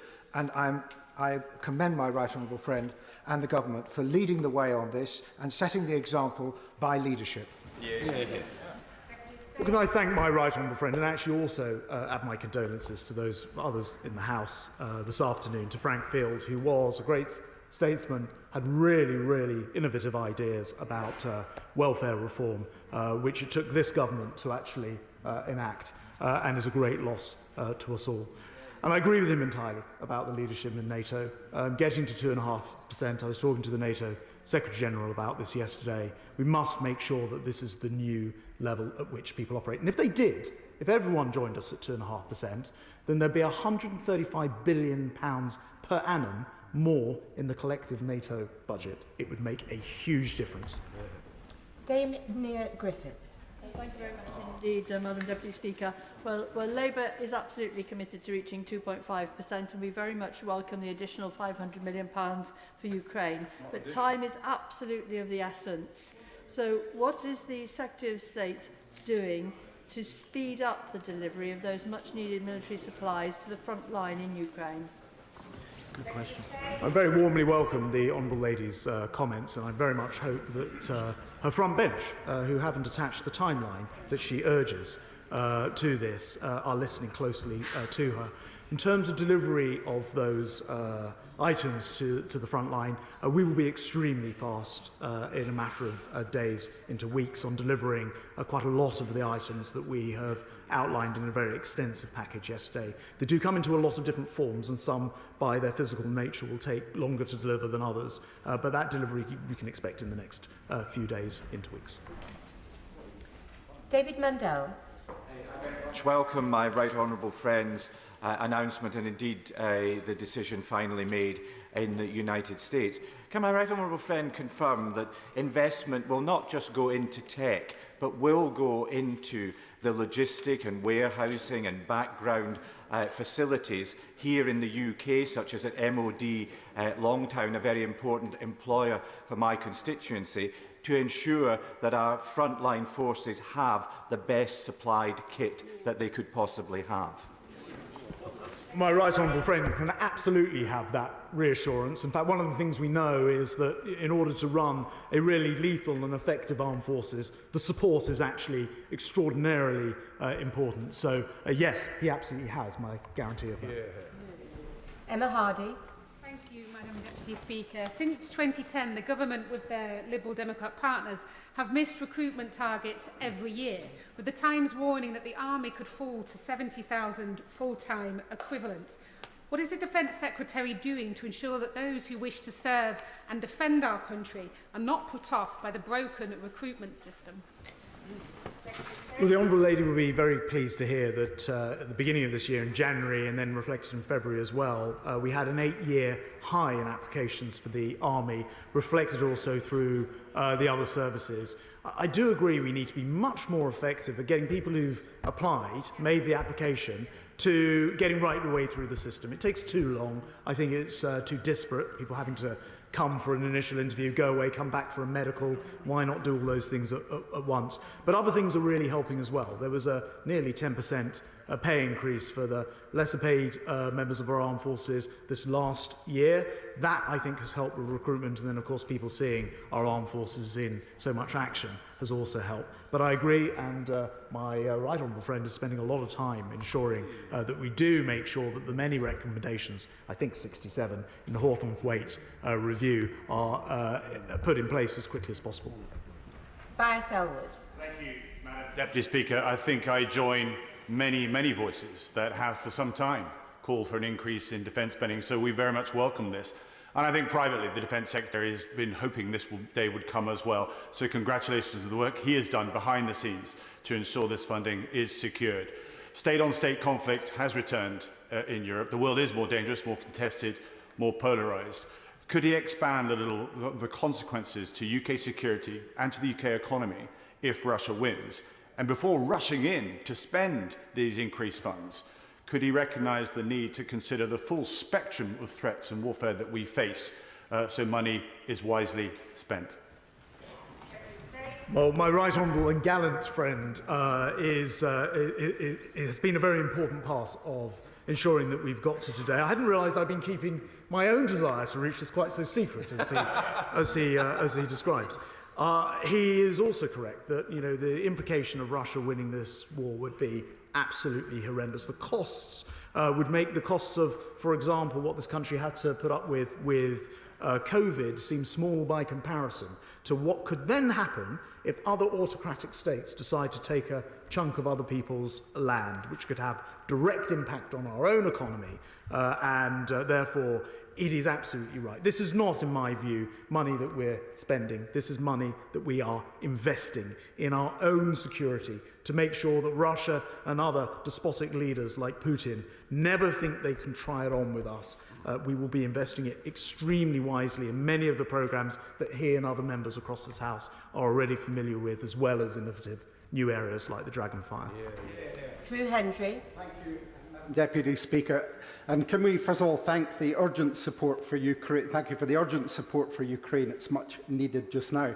But given that the Institute for Fiscal Studies pointed out the Chancellor's budget that there was a conspiracy of silence between the government and the Labour Party for following the fiscal rules about where £20 billion worth of cuts would come in public services, and that this announcement, according to them, adds another up to £9 billion of cuts to public services, can he explain where those cuts are going to be undertaken? Well, Madam Deputy Speaker, we've already laid out this plan is fully costed and funded, and we've done that by, as I mentioned to the House already, saying that we'll reduce the size of the civil service by 72,000. Now, that's not a one-off cut. That's 72,000 each year of money which is not being paid and therefore helps to fund. And there are some other things that no doubt the Chancellor will wish to get into. But if he takes a look, and I don't know whether he has yet, at page 20 and the annex, he'll see how this is all set out on the page. Sir Alex Shelbrooke. Thank you, Madam Deputy Speaker. May I first of all absolutely welcome this very important investment in defence. As my right honourable friend says, the world is a very changed place, and it's very important. And I'm sure he'd agree with me that defence is indeed a public service. Just in terms of the extra funding and the projects he's announced, can I ask my right honourable friend to make sure he speaks to the Treasury that the programmes are fully funded and not just capital investment? Because the Treasury have a habit of saying it's fine for capital investment, but let's not worry about revenue. And these projects will need revenue. So can I make sure he has those conversations with the Treasury? Very good point. My right honourable friend makes a very clear point based on his own experience, I believe, of the department. You've got to make sure that you're just not funding the capital, but that you have the resource to then run the equipment. I think it's a very, very important point he raises. This budget enables us to ensure that that is very much properly done. Debbie Abrahams. Thank you, Madam Deputy Speaker. And I also welcome the 2.5% increase. The world is definitely a more dangerous place and has become so over the last 14 years. I can only suppose that the announcement wasn't made in last month's budget because it would have come under the scrutiny of the OBR. But could the Defence Secretary mention exactly what proportion of this 2.5% will be spent on cyber security and also on armed services personnel? Well, I should point out to the House, we've always said that we would do this when conditions allowed. Inflation last week fell to just above 3%, 3.2%, down from over 11%. We saw 10 days ago Iran fire hundreds of missiles at a democratic state.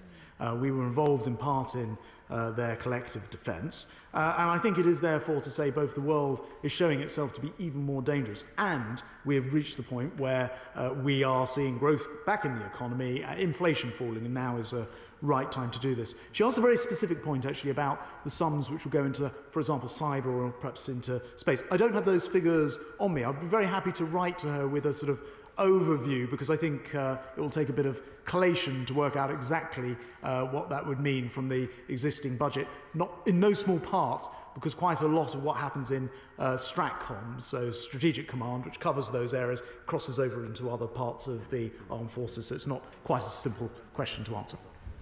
Flick Drummond. Thank you very much, Madam Deputy Speaker, and can I say this very welcome statement, so thank you very much. My right honourable friend mentioned the Rick Haythorne-Thwaites report, so I was wondering when we were going to get an update, in particular more about the plan to spend the £4 million investment in the service families accommodation. Very soon, Madam Deputy Speaker. Thank you very much. I do accept the need for additional defence spending, but can I ask the Defence Secretary for a reassurance that the government's strategy for UK and indeed global security going forward will have an appropriate balance of hard and soft power? By that I mean ongoing investment in diplomacy, humanitarian assistance, international development, including potentially the restoration of the 0.7% of GNI target, and indeed support for the international rules-based order. Well, I certainly reassure the honourable gentleman that that is something that we're always MOD looking to do. So we've just made our 7th or perhaps now 8th drop into Gaza of food aid using the RAF. We're working with the Americans on other solutions, including the PIR, and I work very closely with the FCDO. Indeed, I used to be a DFID minister, so I'm well aware of the issues that he is raising. And MOD will always look to assist wherever we can with our armed forces, often combining that hard and soft power together. James Sunderland. Thank you, Madam Speaker. This has been a good week for defence, and I commend the government on its 2.5% commitment. But the issue, of course, is how we spend it. Rather perhaps than focus on exquisite exclusivity, or heaven forbid, indulge single-service bad behaviour, could the Defence Secretary please confirm to the House that the money will be spent on plugging existing capability gaps, on better operating the platforms that we do have, and ensuring that we have the activity, the resilience, and also the sustainment to make sure that our forces maintain and enhance their world-leading, persistent global posture? It's an excellent question. My right honourable friend, the Defence Procurement Minister, has done an outstanding job in a publication that I recommend to everyone in the House, even though the name is the Integrated Procurement Model. It is much more exciting than that sounds. It has, for example, already been the new model responsible for bringing forward the procurement of, again, the Dragonfire by 5 years, because rather than trying to create some exquisite, unbelievably complicated, never quite right piece of equipment, this will instead bring things into the field and then allow them to be spiraled, developed further. So my honourable friend's absolutely right about the way that we're going to use this money much more intelligently in order to make sure we get kit into the field and then expand and improve it from there. Okay. Thank you, Madam Deputy Speaker. While welcoming the 2.5%, the modus operandus of this particular Secretary of State is to come to this House, announce billions of pounds to get people salivating about it, only for it never, ever to happen. Northern Powerhouse Rail, HS2, we know it, the country knows it, the brass knows it. So, the Times is reporting that we're going to fall below 70,000 full-time equivalent troops. Where will we be in terms of boots on the ground in a year's time, Secretary of State? Right. I just say to the honourable gentleman that the way this won't happen is if the public go out and vote for his party, because I haven't heard this afternoon that they're committed to making it happen. So if you want to see 2.5% by 2030, vote Conservative. That's what we're going to give you. I think I'll leave it there. Sir Simon Clarke. Briefly want to add my tribute to the late Frank Field. He was an extraordinary man and a great parliamentarian. In welcoming the announcement of the additional $75 billion over the next 6 years, which is welcome and much needed, can I urge the Secretary of State to consider the potential for a fifth successor-class submarine, noting that the patrol times for the Vanguard class are now approaching 200 days. That is not sustainable. It's vital, I think, that we give ourselves as much operational capacity as we can with our deterrent. Well, of course, we'll always keep a very close eye, I say this to my right honourable friend, on the way that we are able to ensure the constant at-sea nuclear defence. I can confirm it has been at sea every single day for 54 years, and we do not intend to have that broken. Whether that requires, quite what that requires is a matter for defence study. As he knows, we're committed to 4 ships. They'll be far more modern in the dreadnoughts, and therefore, as with any modern piece of equipment, likely to be with greater reliability as well. But we will not let this country down when it comes to our nuclear deterrent. And this isn't something, as I said in my comments, my statement, just because we're approaching an election. We have always believed in our nuclear deterrent, and we always will. Kelly McCaskill.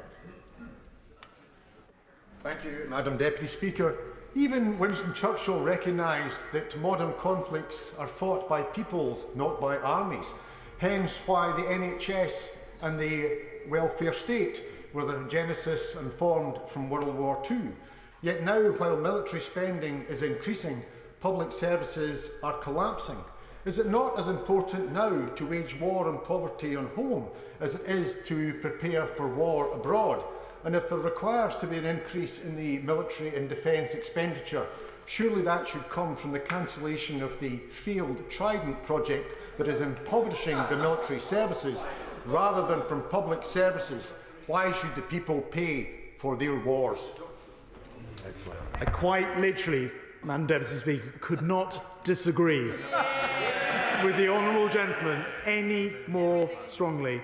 I know that even in my time as Defence Secretary, there are decisions that I've made that if we had not had the nuclear deterrent, I would have hesitated in making. It protects us every single day in ways which aren't always immediately obvious to everyone. And the idea that by not investing in our defence, we would somehow be safer, that somehow all that money would be available to invest in all these other public services is, I think, to misunderstand the first principle of every government. We are here to defend the realm, without which there would be nothing to pay for internally, because we wouldn't be safe externally. Sir Edward Lee.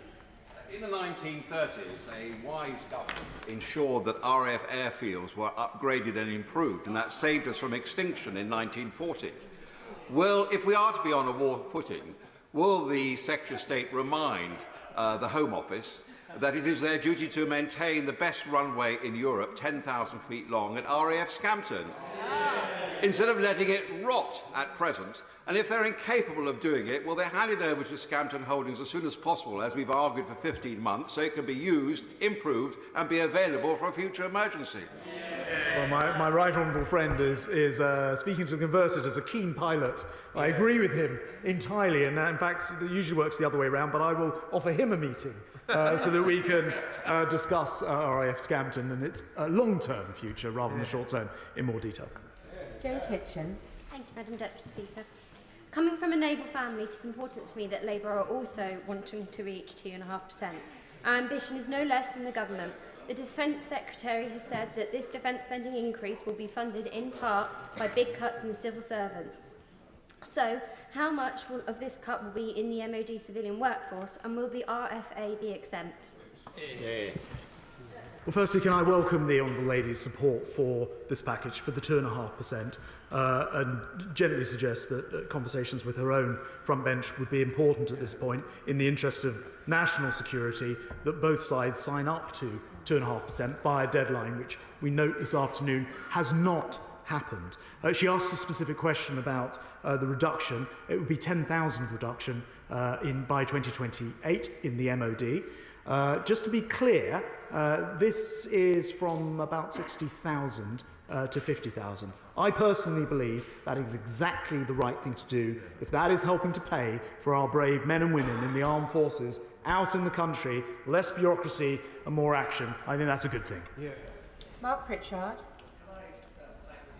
For his recent visit to Shropshire, which he referenced, and also welcome his statement, and indeed the statement of the Prime Minister yesterday. This is record investment into UK defence, which will be very welcome in Shropshire. Would he like to take this opportunity to put on record his thanks for all those that work in uniform and civilians at RAF Cosford, MOD Donington, Babcock, and indeed RBSL BAE Systems, which he recently visited, and confirm that the UK's defence and Shropshire's defence is secure with this government?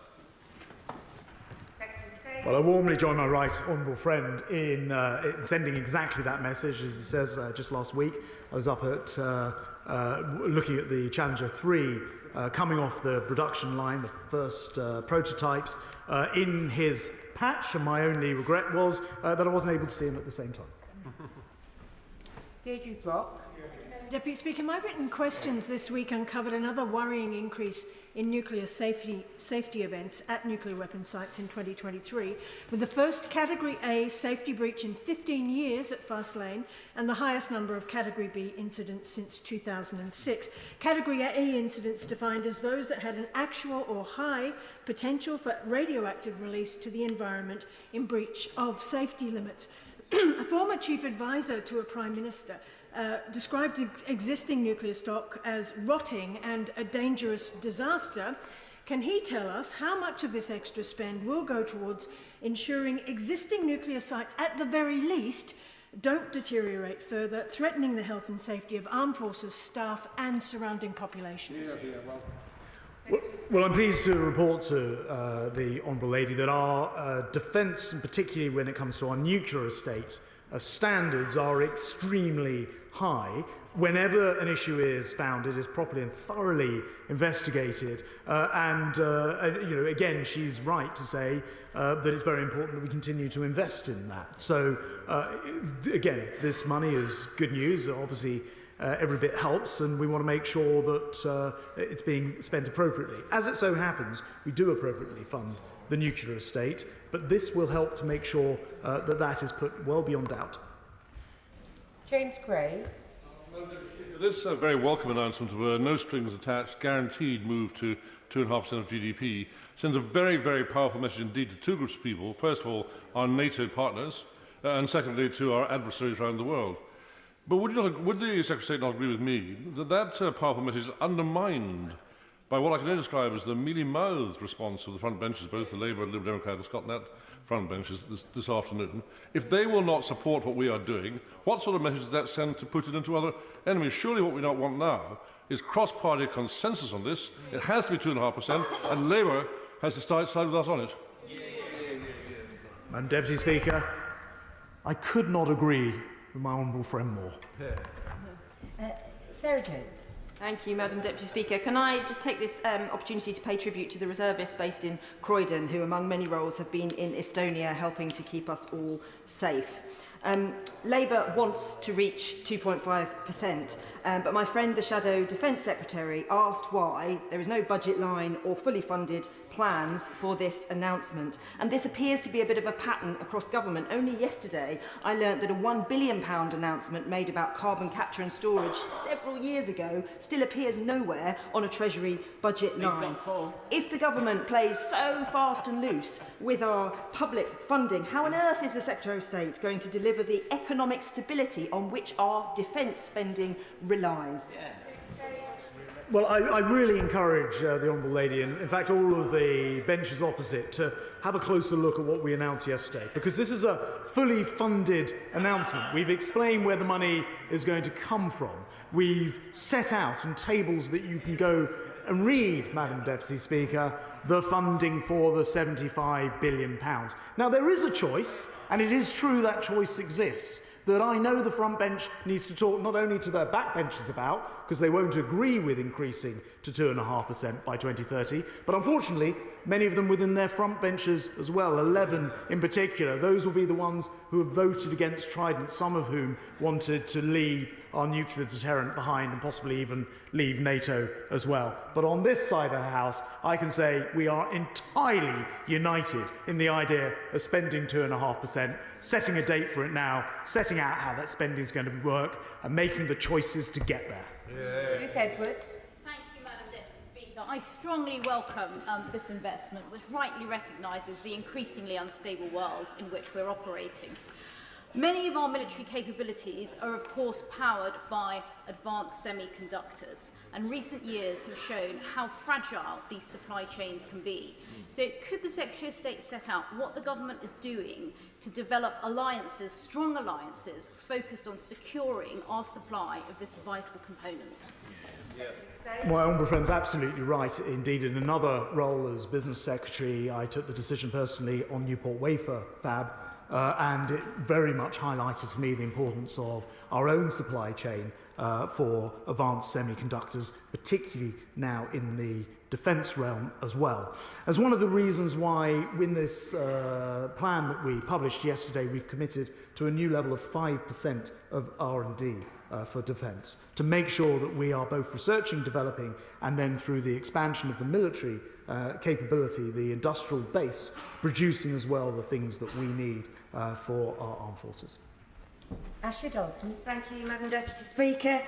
Labour wants to reach 2.5%. I don't know how many more of my colleagues on these benches need to say that before it actually gets through, and my honourable friend, the Shadow Secretary of State, said that very clearly in his contributions, if anybody was listening. However, the Secretary of State has said repeatedly on the media rounds this morning and in the chamber today that on page 20 we can find the fully costed plan. Now, bearing in mind that there is no mention on page 20 of how this 2.5% will be reached through the cuts to the civil service, which the Secretary of State's given, and also let's bear in mind that the entire civil service budget is only 16.6 billion.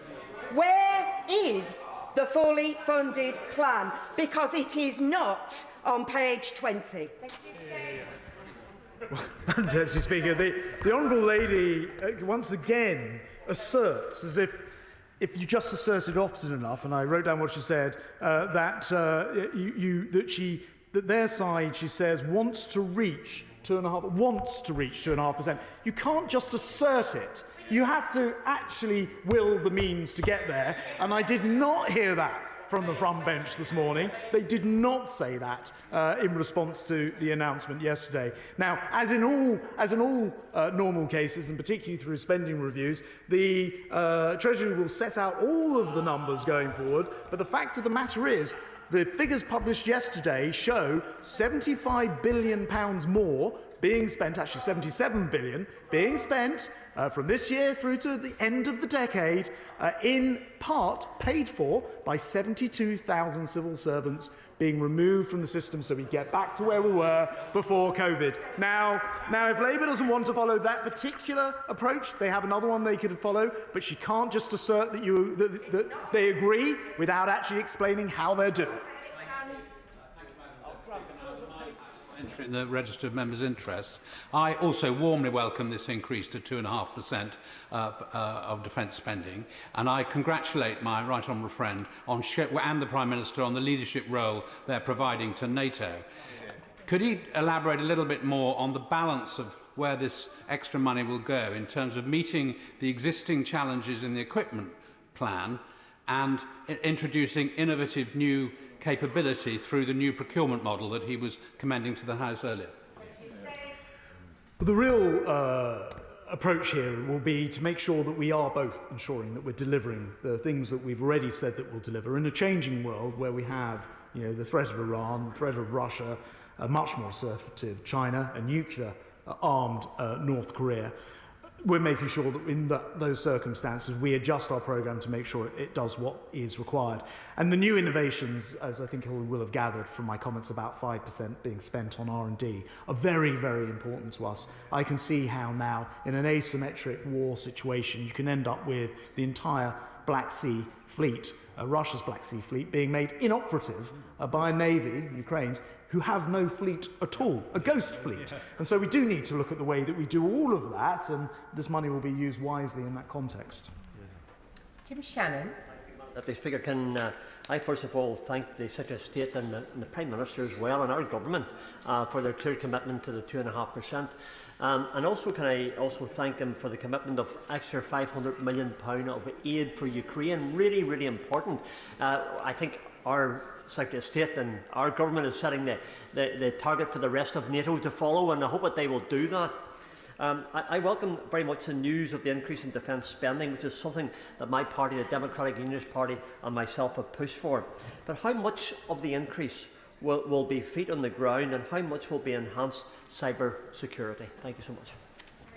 Well, in terms of personnel, we're sticking with the Defence Review and the refresh, which set out the exact numbers. I think it is 188,000 through all three services. I've explained in the answer to colleagues previously about the extent to which new technology is really helping to shape our thinking, but also the lessons from Ukraine, and in particular the need to have munitions available and have larger stockpiles available. There are, of course, many excellent locations, including in Northern Ireland, where more munitions and missiles are being created as we speak, with something like an 8 times expansion. And I look forward to coming visiting some of those who will enjoy the additional £10 billion, bringing the total to, I think, about £25 billion over the next few weeks. I am anxious to make sure that all colleagues get in, but I would urge brief questions so the Secretary of State can give brief answers. John Barron.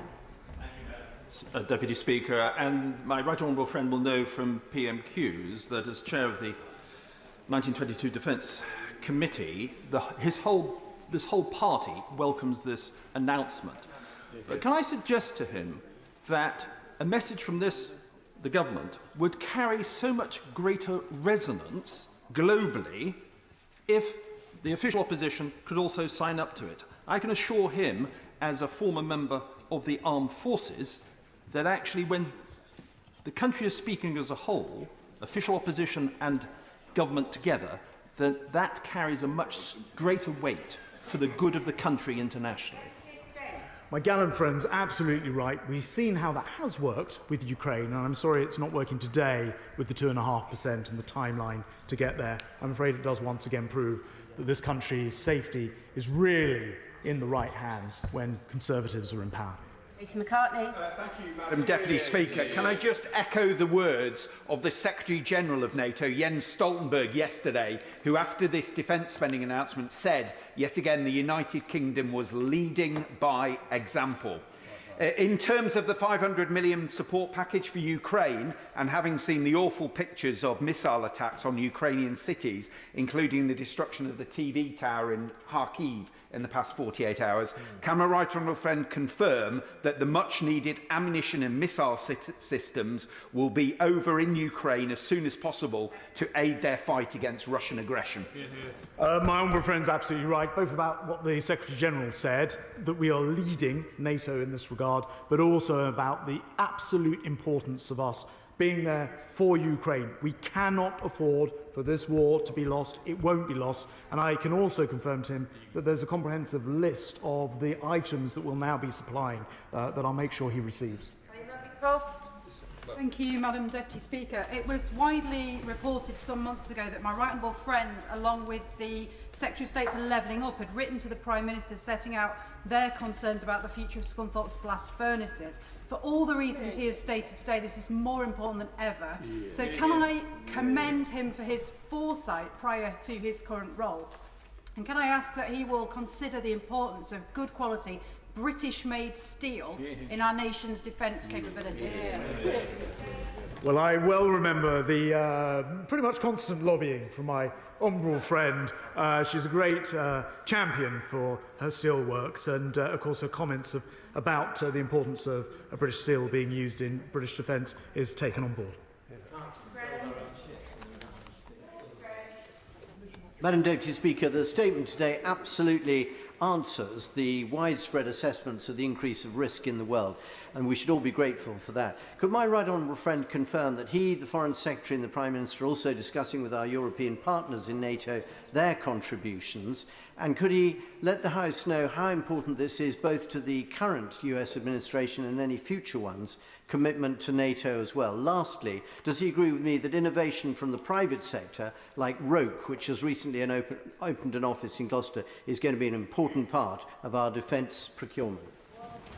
Well, he's absolutely right about ensuring we use this to persuade other NATO members to do the same thing. I can tell him that I was pretty proactively speaking to and texting my colleagues throughout NATO and beyond on this just yesterday, and receiving very encouraging responses. And I look forward to hearing more about the company in his constituency. Andy Carter. Thank you very much, Madam Deputy Speaker. Can I congratulate my right honourable friend and his ministers for the work they've been doing to reform defence procurement, rightly given the significant increase in spending announced by the Prime Minister. Could the Secretary of State just set out how these changes will ensure our military forces receive equipment more quickly, and in particular how it will benefit British manufacturers, particularly so that they can get opportunities from global export? Well, on that last point, the integrated procurement plan, brilliantly created by my honourable friend, Minister for Defence Procurement, has ensured that export and the exportability is a key part of the contract. So that is going to cover that area of it. Quicker, I mentioned before about how we've already used his model to speed up the production of the Dragonfire in this particular case. We'll also use this integrated procurement model to make sure we don't over-spec things so they become a bit like... I wasn't going to say Ajax, but I'm going to say it. Ajax, which became overspec to the point where it became a very delayed project. Fortunately, now back on track. John Bailey. Because Stroud constituents will welcome the Prime Minister's boost for defence spending and ongoing focus on the dangers that we all face. Now, the Stroud district is blessed with many strategically important businesses like Stellar Systems, who I was with on Friday, Retro Track and Air, Impcross, to name but a few. These are innovative, nimble and agile companies doing extraordinary things. So on behalf of all the SMEs, small businesses, small family businesses who are playing their part at protecting our country and others around the UK, will the Secretary of State confirm that SMEs will get their fair crack at contracts and that the bigger boys will pay them on time to keep them alive for the benefits of all? Well, my honourable friend's absolutely right, and I predict that companies in Stroud will do very well from this if they're producing innovative and useful equipment for our armed forces. I absolutely take on board her point about small, medium-sized enterprises. When I was running my printing business and companies would pay late, it would put huge pressure on cash flow. One of the great things about what this government has done is we've sped up the necessity for these large organisations, particularly the primes, to be paying properly and on time. Marco Longi.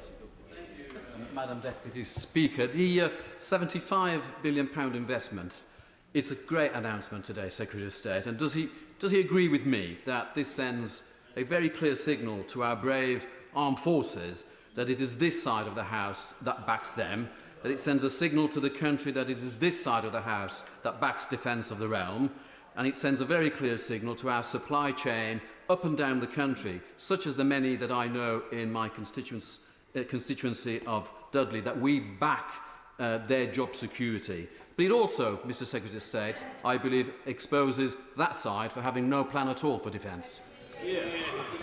Well, my honourable friends hit the nail on the head. The Prime Minister made this announcement yesterday in front of British troops out in Poland, doing incredible work. I think the reassurance of the idea that there is a period of time which leads to the 2.5% with the first increase coming immediately really helps them to do their job, because they know that they are wanted, trusted, and that we honour their work. I agree with other comments to be made. It's a shame that's not entirely cross-party.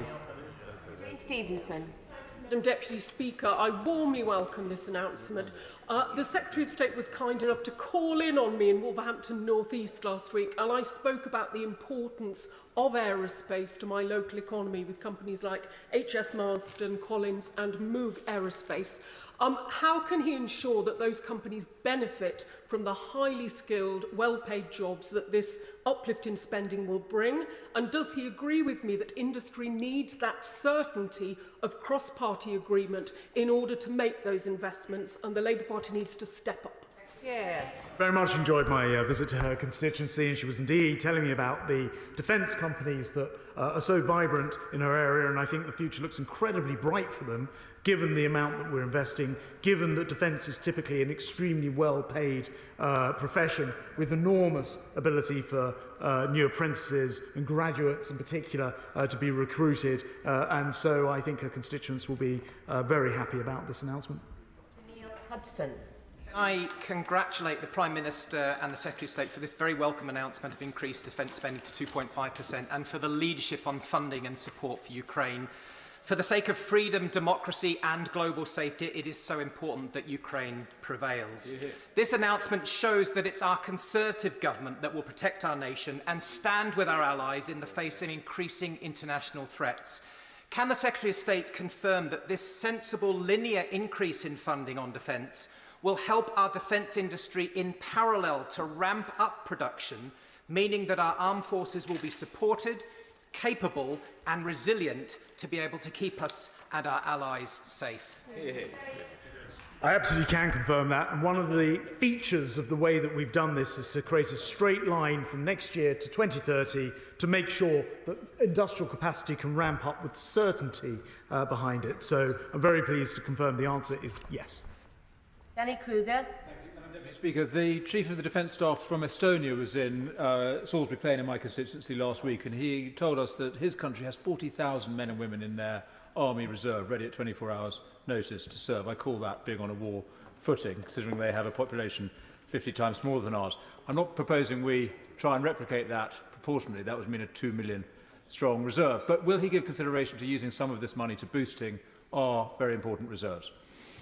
Secretary of State. My honourable friend will know that we are twinned with Estonia through NATO, and we provide protection for them. They are, of course, very much on the front line with Russia in a way that we're fortunate not to be, so that rather than use some of our 30,000 reserves currently, we're able to use the many other things that we bring to NATO and to their protection, including the ability to provide them with personnel and equipment, which is something that we do on a very regular basis. Simon Fell. Madam Deputy Speaker, can I commend my right honourable friend for the work he's done in setting this new 2.5% baseline? It will reassure our allies, send an important message to our adversaries, and also strengthen our industrial base too. And can I thank him for the work he played in securing £220 million for Barrow as well, through the Team Barrow project, securing our future but also easing delivery of Dreadnought and SSN AUKUS. But of course Barrow Shipyard isn't alone in delivering the submarine enterprise, so could my right honourable friend confirm that some of this £75 billion will be spent on other key sites such as Faslane, Devonport and others? Absolutely can confirm to him that this is intended to benefit across the country, and actually in the document itself that we published yesterday there's a great map which shows all the different areas of the country and how they're going to benefit each region as well. It's on page 10 for reference, and as he rightly says, not just in our nuclear estate but throughout the defence estate, there isn't a constituency in this House which does not benefit from the £75 billion announcement yesterday. It's time for others to follow it. Robin Miller. Madam Deputy Speaker, can I add my own tribute to the late Lord Field, and for him taking the time to talk to this Conservative councillor about a concern that we shared for the weakest and most vulnerable in society, something that reaches across the aisles. There's no doubt the international threat is developing and the world is a more dangerous place, so I really welcome this statement today. And what I hear is an investment in the armed forces we need, not necessarily the armed forces we had. But does my right honourable friend then share my concern that the statement from the opposition that they are planning to conduct a review actually is verging on the careless, in that it only gives comfort to those who seek this UK harm? He's absolutely right about the armed forces that we need, not the armed forces that we had. And we want our armed forces to be lethal, quick, agile, capable, and that is why it's so important that we put the £75 billion in.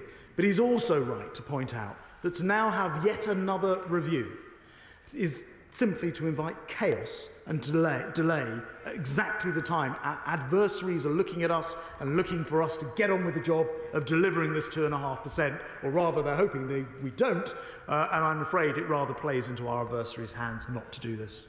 Illegal. Mr. Speaker, I'd like to thank the Secretary of State for the announcement of 2.5% in defence spending by 2030. And would my right honourable friend please acknowledge the fantastic effort delivered by our reserve forces, something I had the pleasure to see myself on last Saturday in Northumberland. I absolutely welcome my honourable friend's comments. I do join him, and there are many reserves, including in this House, including Minister for Defence and People. We thank them all for their service, the time they give, and also their employers who give their time back to them to be able to be reservists, and we're very grateful for all that they do. I thank the Secretary of State for his statement. Point of order, Richard Bergen. Thank you, Madam Deputy Speaker. I would like to raise a point of order regarding the information we've been receiving in this House about the government's ongoing arms exports to Israel, about which the Deputy Prime Minister spoke earlier too. A hearing finished yesterday at the High Court on a judicial review into arms exports provided lots of information that, and I'll say this politely, is far from the impression we have been given by ministers about how arms sales, and especially about how we have the most robust arms export licences in the world. One such example is that although the government last reviewed and approved arms sales to Israel on the 8th of April, it appears that this did not consider the killing of 3 British aid workers in Israeli airstrikes on Gaza on the 1st of April. I think we all find that shocking. So, Madam Deputy Speaker, can you advise how we can ensure the government is providing this House with up-to-date and accurate information, and how we can best hold the government to account over this pressing and serious matter? Well, I thank the honourable gentleman for his point of order and giving me notice of it. I think you will be interested to know that ministers were giving evidence to the Business and Trade Committee on this subject earlier today. And in view of that, I am sure he'll find a way to ask ministers about any new information which may have come to light since they last answered questions on this subject in the Chamber. And I should also say that the Secretary of State for Defence has stayed to listen to his point of order, and I'm sure that the Treasury bench will feed back the points that he's made. Thank you. There are no other points of order. We now come to the 10-minute rule motion. Marco Longhi. Thank you, Madam Deputy Speaker. So I beg to move that leave be given to bring in a bill to require local authorities to maintain a register of heritage public houses in their area and to make provision in connection with the compilation and maintenance of such registers, to make provision relating to planning applications